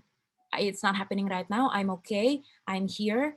Terus kalau dari dokter aku bilang kayak dari tulisan-tulisan itu bisa diremukin atau dibakar atau di apapun yang untuk ngelatih kalian to let go of your past. Let it go. Forgive it, accept it, and start to work for a better future for yourself. Gitu. Nah, ini terakhir ada quotes dari aku. Just be patient, be kind to yourself, and you know that healing isn't a linear process. Kadang-kadang kita ngerasa kayak, oh, aku udah healed nih sekarang, tapi ternyata tiba-tiba besoknya ada mental breakdown lagi. And it's okay. Karena it's a process and it will take time, and give yourself some credit for making it this far.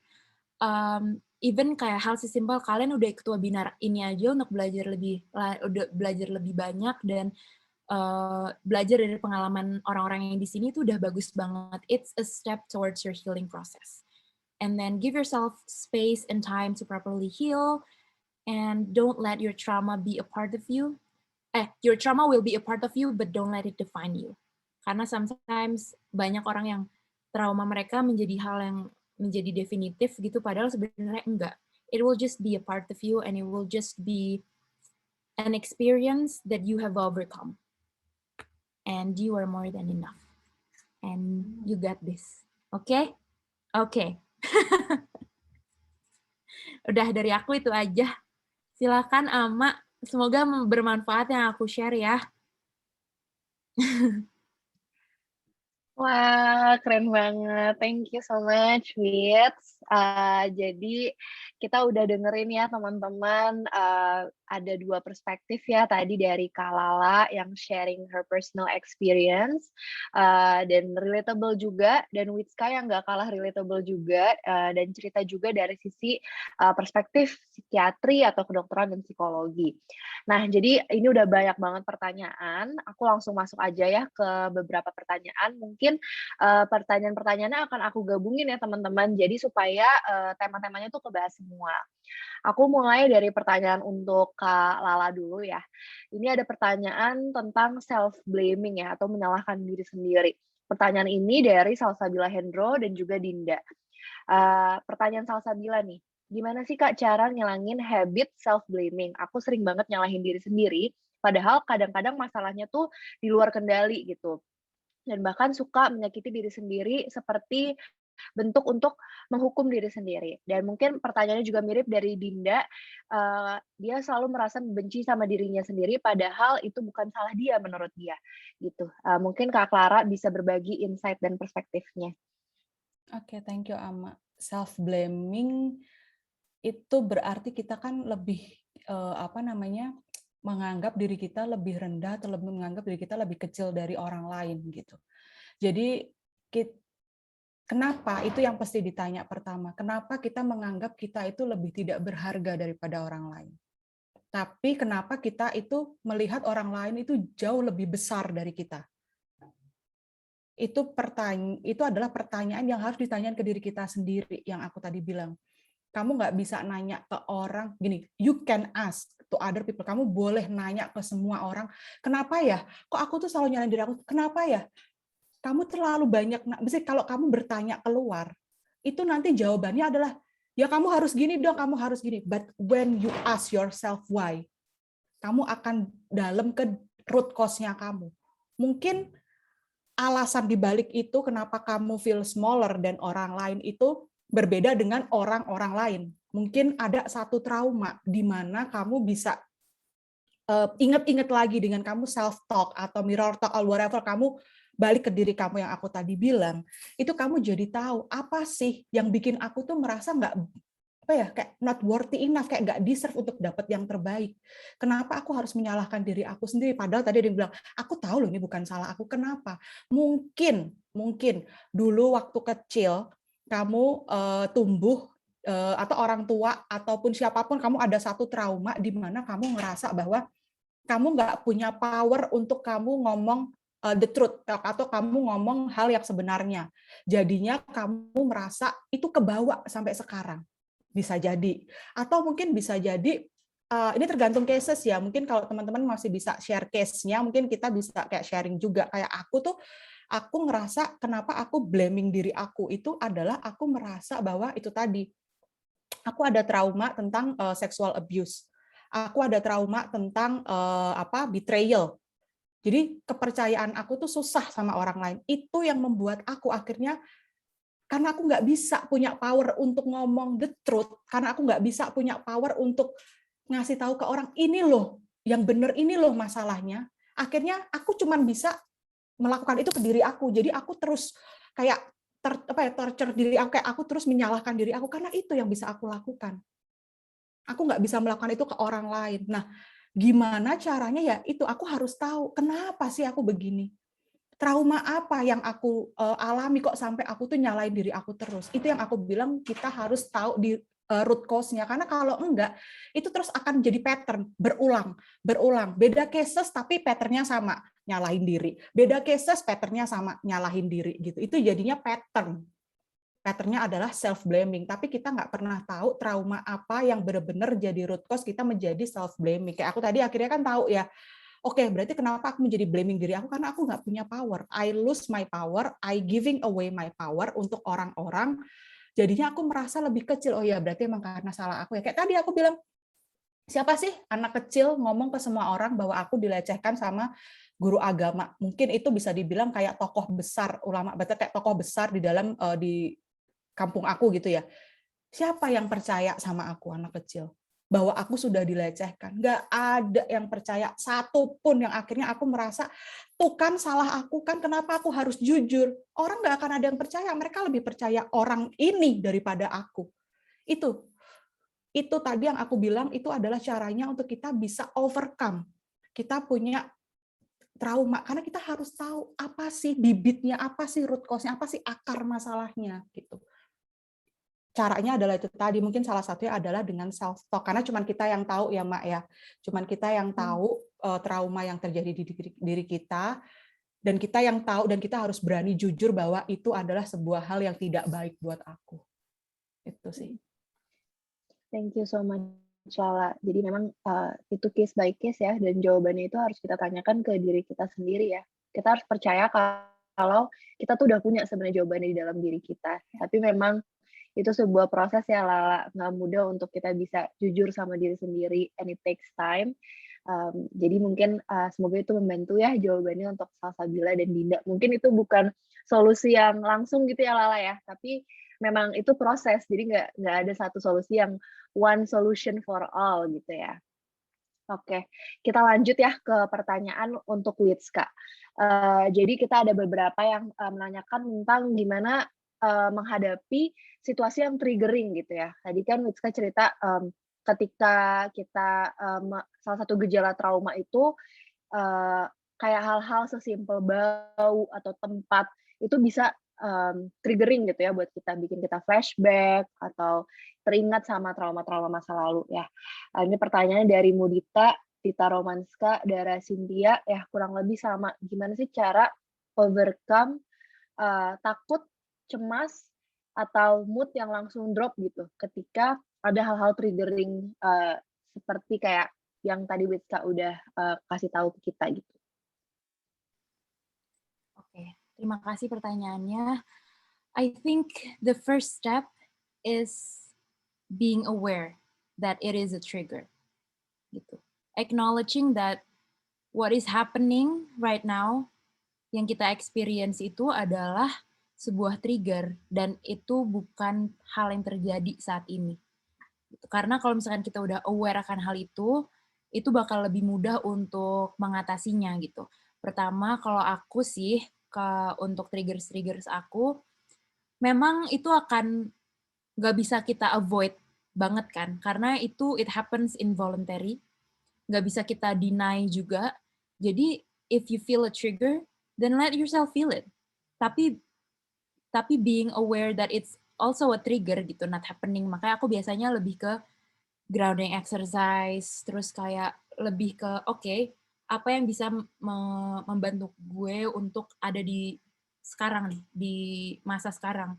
Misalkan kayak sesimpel ngepalin tangan, tarik nafas, and then ngobrol sama orang, ajak orang ngobrol, tapi jadinya jangan ajak ngobrol yang kayak malah jadi marah-marah sama orang gitu ya. Lebih kayak, oke, I'm experiencing this. Mungkin kalau kalian tipenya nggak bisa ngobrol, malah take a step back aja. I need some time. I'm having a trigger. I need some time to actually put myself back together karena I'm working towards my own healing gitu sih. Karena kalau misalkan kita makin avoid, makin nggak aware kalau itu uh, adalah trigger gitu, nggak akan bisa overcome that gitu. Karena kalau kita nggak accept the trauma itself juga nggak akan bisa lebih baik nggak sih, ya kan? Jadi accept that it happened, acknowledge that it's a trigger, and ya udah menerima aja, ikhlas. Okay, I'm experiencing trauma. I'm working towards my own healing. I'm gonna be fine. It's gonna be okay. I am more than enough, and I've got this. Thank you, Wits. Itu menurut gue sangat praktikal tadi jawabannya Witska, dan juga itu juga bener sih, kayak kita mulai dari recognize apa yang kita rasain dulu ya, karena kadang kalau misalnya orang lagi ngalamin kayak gitu malah di-deny, dan tentunya apapun yang kita deny, apapun yang kita supresi, itu nggak akan hilang, tapi justru malah itu kayak ticking time bomb gitu ya, malah bisa jadi itu akan meluap gitu tanpa kita sadari. Oke, thank you, Wits. Ini ada Zafa yang katanya pengen nanya secara langsung. Kita persilahkan Zafa untuk unmute.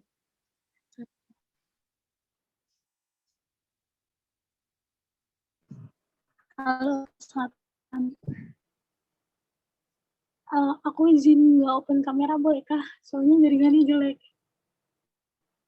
Iya, nggak apa-apa, Zafa. Oke.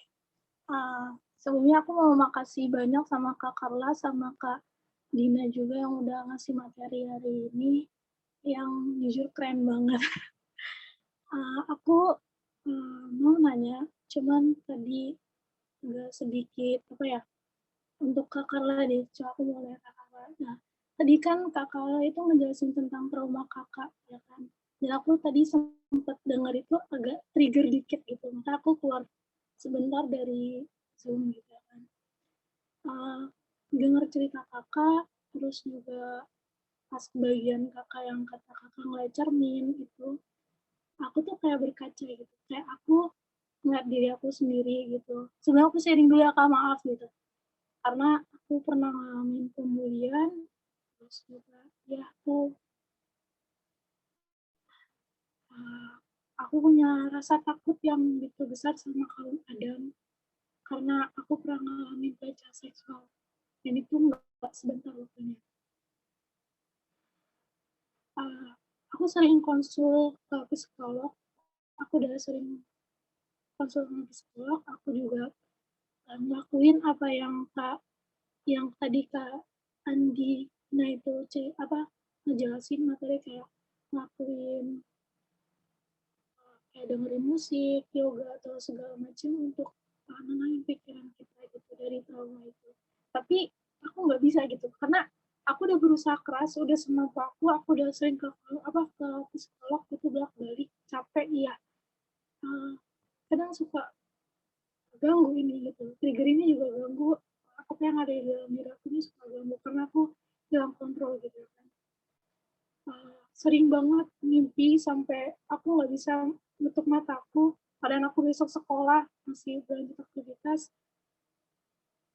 susah banget gitu kan, sampai akhirnya kayak udah nggak percaya gitu, akhirnya nyerah gitu kan, kayak mau nyerah gitu kan.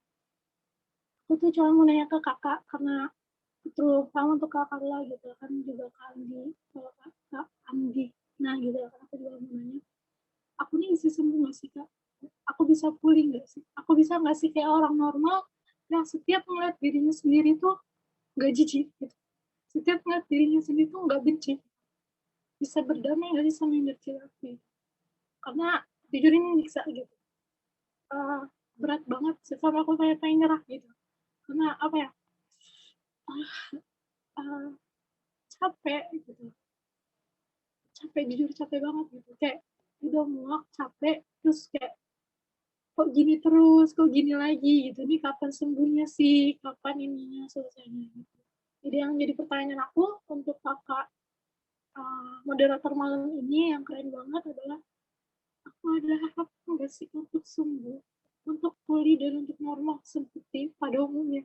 Nggak takut lagi ngeliat kaum Adam, nggak nggak gemeteran kayak begini, bukan nggak mimpi buruk lagi, nggak harus minum obat-obatan sialan itu lagi. Aku bisa nggak sih? Udah itu aja. Makasih banyak, Kak. Makasih banyak, Zafa. Kamu udah sharing sama kita semua. Kamu hebat banget. Kamu berani banget dan sampai kamu di titik ini aja kamu udah jauh lebih kuat dari yang kamu pikirkan. Kamu kuat banget. Kok serahkan ke Kak Clara. Ada tanggapan, Kak Lala? Zafa, I'm sending you my love and light ya. This is for you. This love is for you. You are not alone. Kamu nggak sendirian di dunia ini. Remember that. You have everyone. Kamu punya support group. Masuk ke komunitas, kamu ada support group. Cari hal yang nyaman, space yang nyaman buat kamu. I'm sending you my love. Zafa, kamu itu kuat banget. Semua orang bilang, Zafa itu kuat banget. Peluk Zafa. Do not focus on the output. Just do it. Kalau capek, Zafa istirahat. Jangan terlalu keras sama diri sendiri. Kamu bukan mau sembuh, tapi kamu mau menjadi orang yang lebih baik buat diri kamu. As a survivor, Zafa, aku juga jijik sama diri aku. Bertahun-tahun dilecehkan. Aku ngerasa nggak ada gunanya, kayak aku bisa dapat pekerjaan ini, bisa dapat kuliah di universitas ini, bisa punya teman-teman, tapi mereka nggak tahu aku dilecehkan seperti apa. Seberapa lama. Aku jijik sama diri aku. Nggak ada trust yang bisa aku percaya kalau aku cerita ini ke pasangan, misalkan aku punya pacar atau aku punya ini, aku laki-laki yang lain, kalau aku cerita ini, dia mau nggak yang terima aku. I'm living on that too. And it's been a part of ourselves. It's been a part of our life even. Jadi nggak usah dilupakan, nggak usah apa ya, kalau aku bisa kayak kita tuh apa jadinya, kita fight, nggak perlu. Accept kalau memang kita pernah dilecehkan. Accept that. Ya aku memang nggak perfect karena aku pernah dilecehkan. Tapi dengan kejadian itu yang membuat aku lebih menghargai hidup, lebih menghargai, lebih bersyukur atas apa yang dikasih ke aku. And I'm not focusing on the output, aku nggak fokus ke nanti aku bisa sembuh atau enggak, aku nggak fokus hal yang di depan aku yang aku belum tahu itu apa. I'm living in the now. Aku hidup di hari ini. And what I'm doing is to give the best for myself. Aku jalanin hari-hari aku berproses untuk menerima semuanya. Dan aku berproses untuk menerima dan memaafkan diri aku saat itu. Bahwa aku tidak tahu apa-apa ketika aku dilecehkan. Itu bukan salah aku. Aku nggak tahu kok kalau aku dilecehkan. Dan aku nggak tahu aku mesti gimana. Aku bukan bodoh, aku bukan tidak bisa menjaga diriku. I am simply do not know. And it's okay. And it's okay. Don't too hard to yourself, Zafa. Fokus on today. Kamu masih dikasih kesempatan untuk bernafas. Masih dikasih kesempatan untuk ketemu sama kita. And I'm give you an appreciation. Kamu berani untuk share ini. Appreciate yourself because you are a strong woman. Yeah, just trust. Trust sama diri kamu dulu. Susah, Kak, percaya sama diri sendiri. I know, it's a process.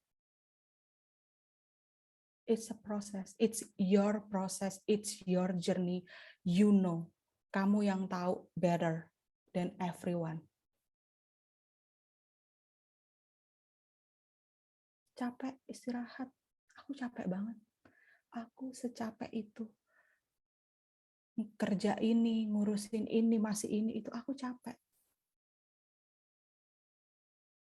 I put myself first dengan aku istirahat. Ternyata 30 menit istirahat di siang bolong tidak mengubah apapun. Pekerjaan masih jalan, masih bisa nunggu aku. Because I need rest.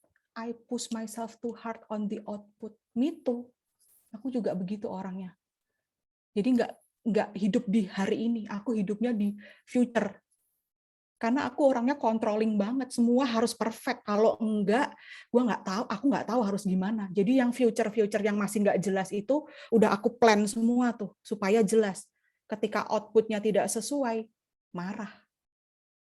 Life doesn't work that way. We need to enjoy every single day. We need to accept it. We need to aware. And one more thing, we need to have fun. Because life is so much fun. Jangan lupa have fun for yourself because your life is not miserable. Your life is beautiful. That's what I'm doing for myself. That's self-talk yang aku akhirnya bisa talk to myself. I hope this help ya, Zafa. Thank you, Kak Lala, untuk jawabannya yang sangat menguatkan dan intinya berdamai ya Kak, walaupun kita belum berdamai dengan kondisi bahwa kita belum sepenuhnya damai saat ini gitu. Jadi bukan berarti harus sepenuhnya 100% healing dan tidak perlu fokus pada output-nya, tapi jalani hari demi hari, satu demi satu. Dan tadi kayak kata Kak Lala, jangan lupa untuk tetap have fun, tetap bersenang-senang di hidup ini. Mungkin di chat juga udah banyak banget yang menguatkan Zafa. Semoga cukup menguatkan Zafa. Nanti Zafa bisa kita bisa cerita-cerita lagi di support group ya Zafa ya. Terima kasih banyak untuk sharingnya Zafa dan terima kasih teman-teman semua yang udah membantu sending love juga untuk Zafa. Sebelumnya aku mau minta. Oh ya, Iya, Kak, Zafa. aku mau ngucapin makasih banyak buat Kak Carla sama Kak Dina yang udah, Kakak juga Kak Salma, thanks juga buat peserta yang lain, thanks buat semuanya. Aku makasih banyak buat nyemangat hari ini gitu ya. Aku bakal semangat, aku bisa, kalian juga bisa. Ayo berjuang bareng-bareng ya. Thanks ya Kak semuanya, makasih. Makasih Zafa. Aduh, merinding gue. Makasih Zafa. Senang banget aku sama komunitas yang sangat suportif di webinar ini. Walaupun kita ber-200, tapi rasanya tetap intim semuanya, saling support. Sayang banget sama kalian semua. Sebelumnya aku mau minta izin. Ya? Can I say something to Okay. Zafa also? Oh, boleh. Wait. Thank you banget Zafa udah mau sharing. I think emang knowing that it's hard and it's a process banget gitu ya.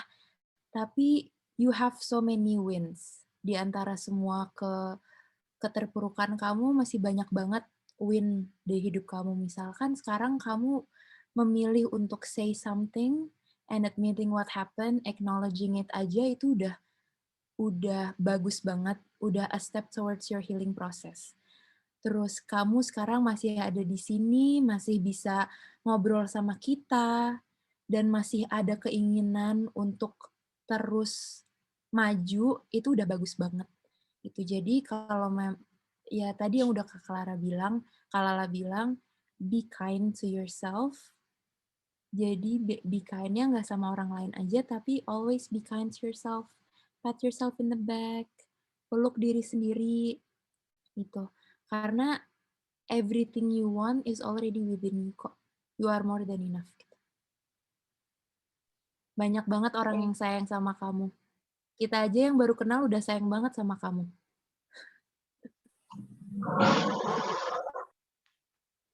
Oke. Oke, thank you Witska.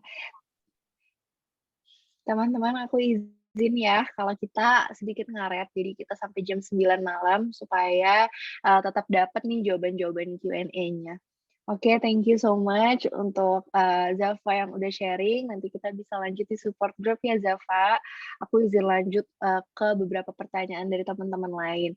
Mungkin tadi Witska kan sempat presentasinya fokus on betrayal trauma dan ada beberapa pertanyaan nih tentang betrayal trauma. Mungkin dari Engga Rayu ya, pertanyaannya gimana cara menumbuhkan kepercayaan lagi terhadap hubungan yang sudah dibuat trauma gitu ya. Mungkin menumbuhkan kepercayaan dari betrayal trauma itu kan kayak salah satu yang orang pikir, oh ini nih outputnya gue harus bisa percaya lagi sama orang, nggak ada trust issue lagi gitu. Mungkin Witska ada tips kah? Tipsnya adalah accepting that you can never trust people that people tuh nggak akan nyakitin kamu. Make peace with that. Karena orang mau sebaik apapun sama kita nggak akan tahu bahwa orang itu nggak akan nyakitin kita. Even keluarga kita pun yang harusnya sayang sama kita, suami kita atau nanti pacar kita, teman sahabat kita pun bisa gitu nyakitin kita tanpa mereka juga sadar mereka nyakitin gitu. Jadi kalau ada orang yang bilang pain is inevitable, tapi suffering is optional. Gitu. Jadi trust issues is always a struggle. Aku juga ngerasain itu banget. Emang susah banget, apalagi kamu kalau masih ada di lingkungan yang membuat trust issue itu makin jadi gitu. Misalkan kamu diselingkuhin sama pacar, terus kamu juga masih sama dia gitu, pasti trust issue-nya nggak akan kelar gitu. Tapi menurut aku trust issue itu akan dihadapi dengan cara trust yourself that even if people hurt you, you will be okay. Gitu. Karena kita nggak bisa, we cannot worry about other people. The only thing that we can worry about is ourselves and how we deal with that pain, how we deal with that betrayal. Gitu. Jadi kalau untuk trust issue ya akan terus ada, tapi itu balik lagi, itu adalah sebuah pilihan. Will you let that determine your whole relationship? Atau kamu kayak ya udah accept that it's a thing, tapi you don't give it the power to determine your future. Gitu. I hope that helps. Thank you, Witska. Siap, mantap banget ya. Jadi memang kita nggak bisa mengkontrol apa yang orang lain akan lakukan ke kita ya, tapi kita bisa mengkontrol respon kita atau reaksi kita gitu ya, Wits. Oke, Kak Lala ada yang mau ditambahin mungkin tadi? Aku melihat Kak Lala mengangguk-angguk. Ya, setuju banget sama Wiska. Paling aku share satu deh. Teman-teman ada yang tahu konsep law of attractions nggak? Yang tahu, coba reactions angkat tangan. Berapa banyak orang yang tahu? Banyak. Banyak juga yang nggak tahu nih. Penting banget ya, memang. So, aku yang mau bilang law of attractions itu adalah hukum atraksi ya. Itu adalah you are attracting who you really are. Not what you want, not what you need, who you really are. Siapa kamu, itu yang kamu attract. Boleh nanti habis ini di Google ya. Jadi, daripada kita sibuk untuk mempertanyakan, aku pernah disakitin ini segala macam, nanti aku disakitin lagi, aku takut ini, fear of, kayak doing new things and segala macam. Kalau kamu stuck di energy fear, kayak di hal yang kamu takutin terus, kamu nggak akan move forward. Karena your beautiful life itu waiting for you up front, di depan. Dia nggak akan ke kamu, karena kamu yang harus ke dia. Kamu harus yang claim your power, claim your worth. So, apapun yang sudah terjadi di diri kita, kalau orang nyakitin kita, forgive. Itu yang bisa kita lakukan. Kita nggak bisa fight all the time. In our life, kita fight. Kan katanya mau have fun. Kita mau fun, bukan mau fight. What you need to do is perbaiki diri kita. Karena kita akan attract orang yang selevel sama kita, yang equal sama kita. That's why living in equality, because aku adalah orang yang promote equality.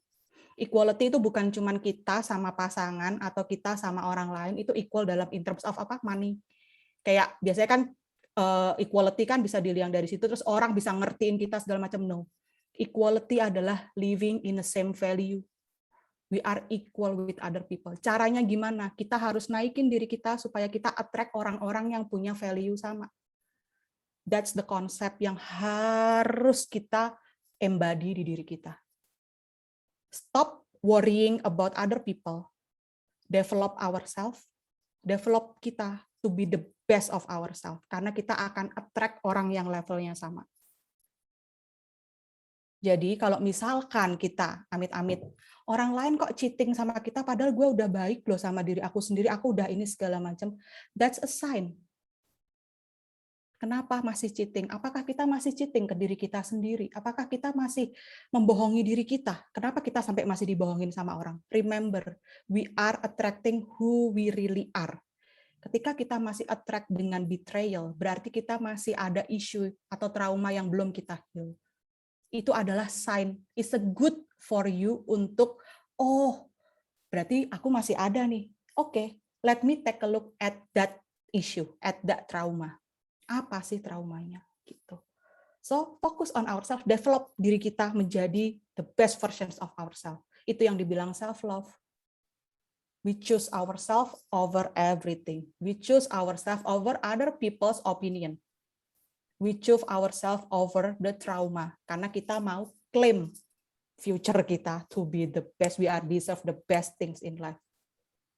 Aku bisa ngomong because I'm doing it. Jadi self love is not a concept ya teman-teman. I'm telling you one more time, self love is not a concept. Self love is not selfish. Self love is a part of you. How you claim back your power, how you claim your worth. Aku setuju banget sih Mbak Lala. Kayak aku juga sempat baca bahwa kayak the amount of abuse that we receive from other people itu pasti adalah the amount of abuse yang kita lakukan ke diri kita sendiri. Karena coba bayangin kayak kalau kita aja nggak nge-abuse diri kita selevel ini, misalkan kita nggak akan ngebiarin orang nge-abuse ke kita level yang lebih tinggi gitu, karena we have that sense of worth.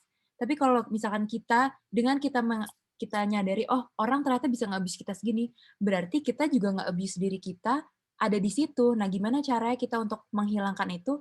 Ya kita harus turun itu dengan yaitu self-worth and self-love. Know yourself, know your worth, and have that self of identity and know that the power is within you gitu. Powernya selalu ada di kita, bukan di orang lain. Don't give them the power to affect you. Karena you have your inner peace and keep that within yourself. True. Yes, true. Makanya tadi aku sempat baca ya, ada dari Tita kalau nggak salah. Dia bilang, aku tuh sempat PTSD, terus habis itu pernah kayak sampai kesel, capek banget ngelihat WA grup, kerjaan segala macam, kok ini segala macam. Reflect to yourself. Are you doing the hard work to yourself? Kamu push diri kamu terlalu besar nggak? Makanya kamu attract orang-orang yang work hard juga. So it's always, kayak start from you. Makanya kamu attract that.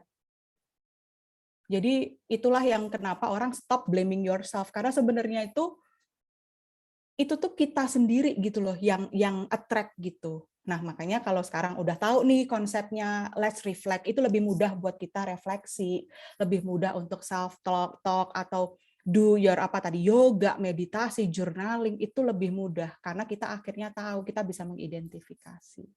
So hope that helps ya teman-teman. Thank you Lala dan Witska. Tadi udah menjawab sebenarnya 2 pertanyaan sekaligus ya tentang betrayal trauma dan tentang self love juga. Jadi jawaban pertanyaan Tiara tentang self love juga udah terjawab ya. Oke, aku izin lanjut nih. Mungkin ini salah satu pertanyaan yang udah mulai akhir-akhir. Ini mungkin pertanyaan untuk Witska ya. Jadi ada yang nanya nih, Salsabila nanya, kalau untuk healing trauma dan Salsabila cerita dia ada suicidal thoughts juga. itu lebih baik ke psikolog atau psikiater sih? Dan mungkin Witska juga bisa cerita sebenarnya kapan sih kita perlu bantuan profesional dan diapain sih kalau sama terapis itu? Karena kan orang-orang banyak yang takut atau skeptis gitu ya ke psikolog atau ke psikiater.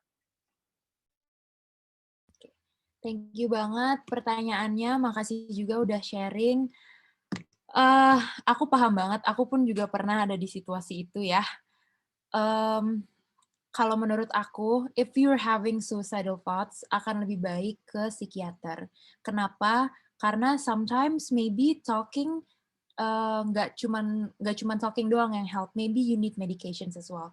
Aku sendiri, I was on medications for almost 3 years, and it's okay karena itu berarti aku sendiri tahu gitu batas aku apa, terus aku tahu dengan aku kesini berarti aku it's a part of my healing process gitu.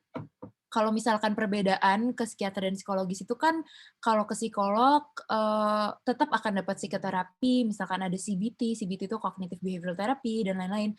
Cuman kalau ke psikiater kamu bisa diresepin obat dan mereka akan lebih menganalisanya sesuai dengan apa yang terjadi di otak kamu gitu. Karena kita memang belajar yang tadi yang udah aku jelasin patogenesisnya itu. Karena what you're feeling itu it's not just a feeling gitu. It's a symptoms of a disorder and it's okay karena it's very treatable gitu. Jadi can we overcome suicidal thoughts? Yes, of course.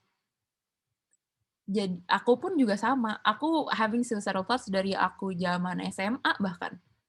And aku baru benar-benar overcome that tuh tahun lalu gitu. Baru benar-benar kayak oke, udah gitu. It's a long process which took me almost 6 years. Gitu, and it's not always kayak gini yang tadi aku bilang, it's not a linear process, tapi gini fluktuatif banget. Kadang aku kayak aku udah heal, udah happy banget, it stays for like 2 years and then tahun ini drop, I'm having another suicidal thoughts gitu. Dan itu emang perlu disadari bahwa it's not okay for you to do that, but it's still okay because it's treatable gitu. Apakah itu menjawab menurut kamu? Yes, oke. Thank you banget, Witska. Aku juga mau nambahin, kapan sih kita tahu harus, tadi pertanyaannya kapan harus tahu kita ke psikiater atau ke psikolog gitu ya. Kalau aku sendiri mulai ke psikiater itu karena I'm already having kayak severe physical symptoms waktu itu. Aku nggak bisa tidur selama seminggu, aku turun 5 kilo dalam seminggu, nggak bisa konsentrasi, nggak bisa kerja, aku kayak makanan yang bisa aku konsumsi itu cuman kopi gitu, nggak bisa makan, setiap makan aku muntah, aku kayak nggak bisa banget, sedangkan aku mahasiswa kedokteran kan tiap pagi harus follow up pasien, ada banyak status pasien, diskusi presentasi kasus, kayak gitu-gitu, dan udah di titik di mana I cannot handle it on my own, and I can't really talk to anyone about it because no one really knows, gitu. Makanya aku memilih, kayaknya akan lebih better aku go to therapy, karena toh yang aku obrolin juga sesuatu hal yang mereka udah ahli dalam hal itu dan mereka they know what I should do because I don't know what I should do gitu. It's not something to be shameful about. It's something that you should be proud of. Yeah. Karena you know yourself better than to let yourself be destructive gitu. Thank you, Witska. Jadi benar ya teman-teman, kalau ke psikiater atau ke psikolog itu justru bukan hal yang malu atau aib, justru itu kalian menunjukkan kalian kuat dan kalian sayang sama diri kalian sendiri. Ini kalau aku boleh sedikit aja nambahin, kalau misalnya kita sakit fisik, misalnya kita patah tulang, biasanya kita nggak nunggu kan sampai tulang kita udah busuk baru kita ke dokter gitu. Kita patah tulang dikit, pasti kita nanya kan ke dokter ini harus diapain, kita akan ikutin anjuran dokter. Sama dengan kondisi mental menurut aku. Walaupun tadi dari pengalaman Witska udah sampai severe physical symptoms gitu ya. Tapi sebenarnya teman-teman, kalau kalian memang merasa butuh cerita, butuh tempat untuk sharing, butuh dapat advice dari profesional, kapanpun, nggak perlu nunggu sampai udah parah pun, kalian bisa ke profesional gitu. Jadi bahkan sebenarnya kita pengen ya kayak destigmatize going to therapy gitu loh, bahwa kayak nggak harus nunggu sampai separah itu gitu, nggak perlu nunggu sampai mental kita udah busuk sama dengan kayak patah tulang, ya nggak perlu nunggu sampai tulang kita udah busuk baru kita ke dokter ortopedik kan, gitu. Mungkin itu salah satu shifting the stigma aja. Mungkin pertanyaan terakhir ya buat Lala. Oh ya, gimana Wits? Ya soalnya aku juga masih sering check in sama dokter aku walaupun aku juga udah nggak ngalamin banyak symptoms gitu, and it's okay gitu. Itu aja sih. Ya benar, karena psikolog sama psikiater nggak akan nolak kita juga kan, Wits, kayak nggak, lu nggak parah, nggak usah, nggak mungkin gitu. Dan kalau kalian mau ke psikolog pun juga nggak apa-apa, nanti dari psikolog akan di-refer ke psikiatris kalau memang sudah perlu gitu. Jadi tenang aja gitu. Kalian mau mulai ke psikolog dulu karena mungkin mau menghindari obat-obatan, silahkan. Tapi kalau misalkan nanti di-assess sama psikolognya ternyata ya udah butuh ranah obat-obatan, nanti kalian akan di-refer gitu. Jadi yang penting kalian fokus ke lakukan aja dulu. Just go. Mau ke siapapun, kemanapun, just go. Oke. Sip. Nah, ini karena udah 25.7 ya teman-teman, supaya kita nggak kemalaman juga. Maaf banget nih masih banyak pertanyaan yang belum terjawab, tapi semoga udah ada gambaran ya teman-teman. Dan mungkin terakhir dari Kak Clara, ada final words atau message untuk teman-teman on claiming your worth and healing your trauma. Oke, so mungkin ini udah dibahas banyak nih. Healing itu naik turun, yes. Accept that as part of your life. Karena kita hidup udah berapa lama? Ada yang udah 20 tahun, 25, 30, 35, mungkin ada yang 40 tahun juga yang ikut di sini. It's a part of our life, is part of our journey. Jadi healing itu nggak semudah ngebalikin telapak tangan. Karena trauma yang kita alamin itu umurnya puluhan tahun. Dan satu hari aja kita mengalami banyak hal. So, be kind to yourself. Kalau capek, istirahat. Nggak usah fokusnya itu jangan ke future. Future tuh belum kelihatan, teman-teman. Living in the now.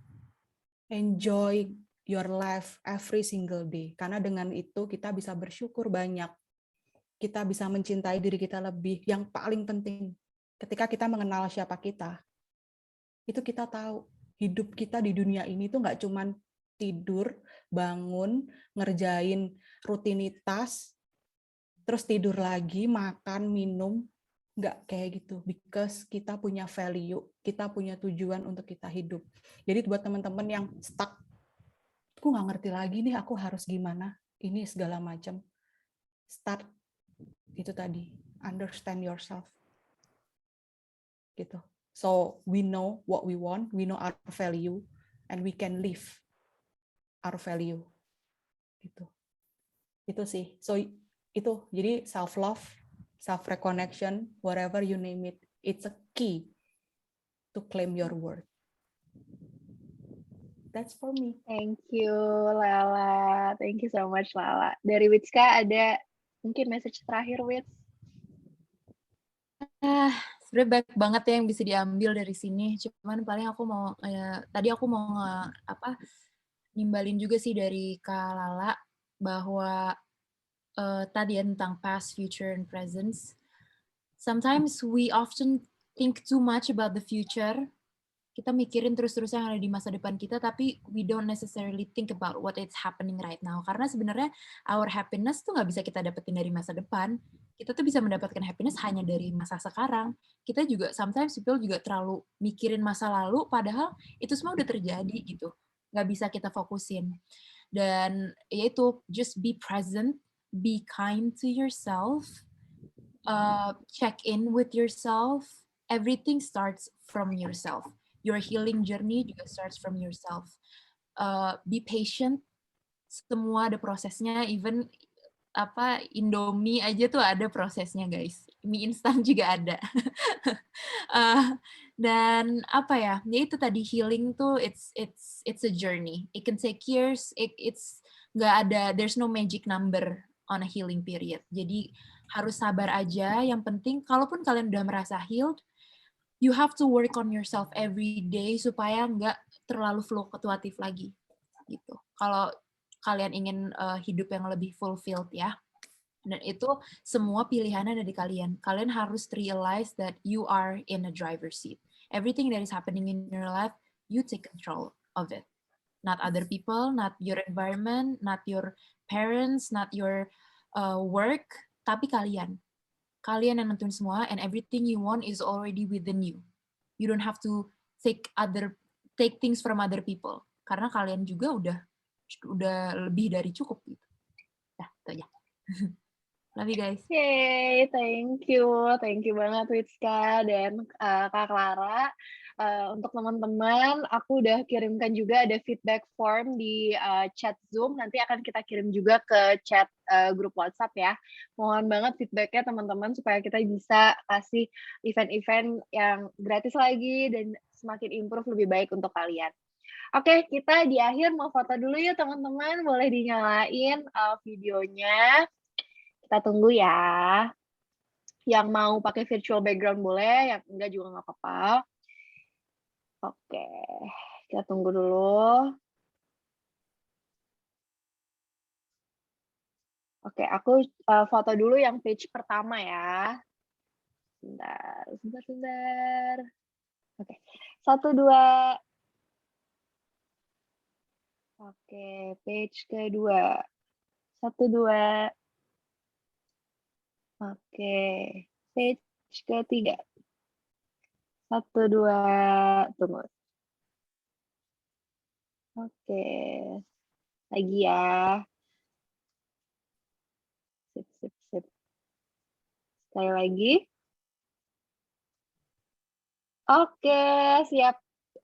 Sudah fotonya, teman-teman. Sekali lagi aku mengucapkan terima kasih banyak atas partisipasinya yang sampai malam, sampai jam 9 lewat. Mohon maaf banget kalau kita agak ngaret. Semoga bermanfaat untuk teman-teman semua. Jangan lupa diisi feedback formnya. Untuk pemenang door prize akan kita hubungi via DM Instagram. Oke, sekian teman-teman. Nanti kita share ya recording sama PPT-nya di grup. Dadah semuanya. Thank you. Sampai ketemu di support group. Terima kasih betul. Oke. Semoga bermanfaat ya. Ya. Jangan lupa jaga kesehatan, jangan lupa bahagia. Boleh connect-connect di Thank you, DM juga kalau butuh ngobrol-ngobrol. Kalau mau chat aku boleh lewat DM Instagram aja ya. Bye semua.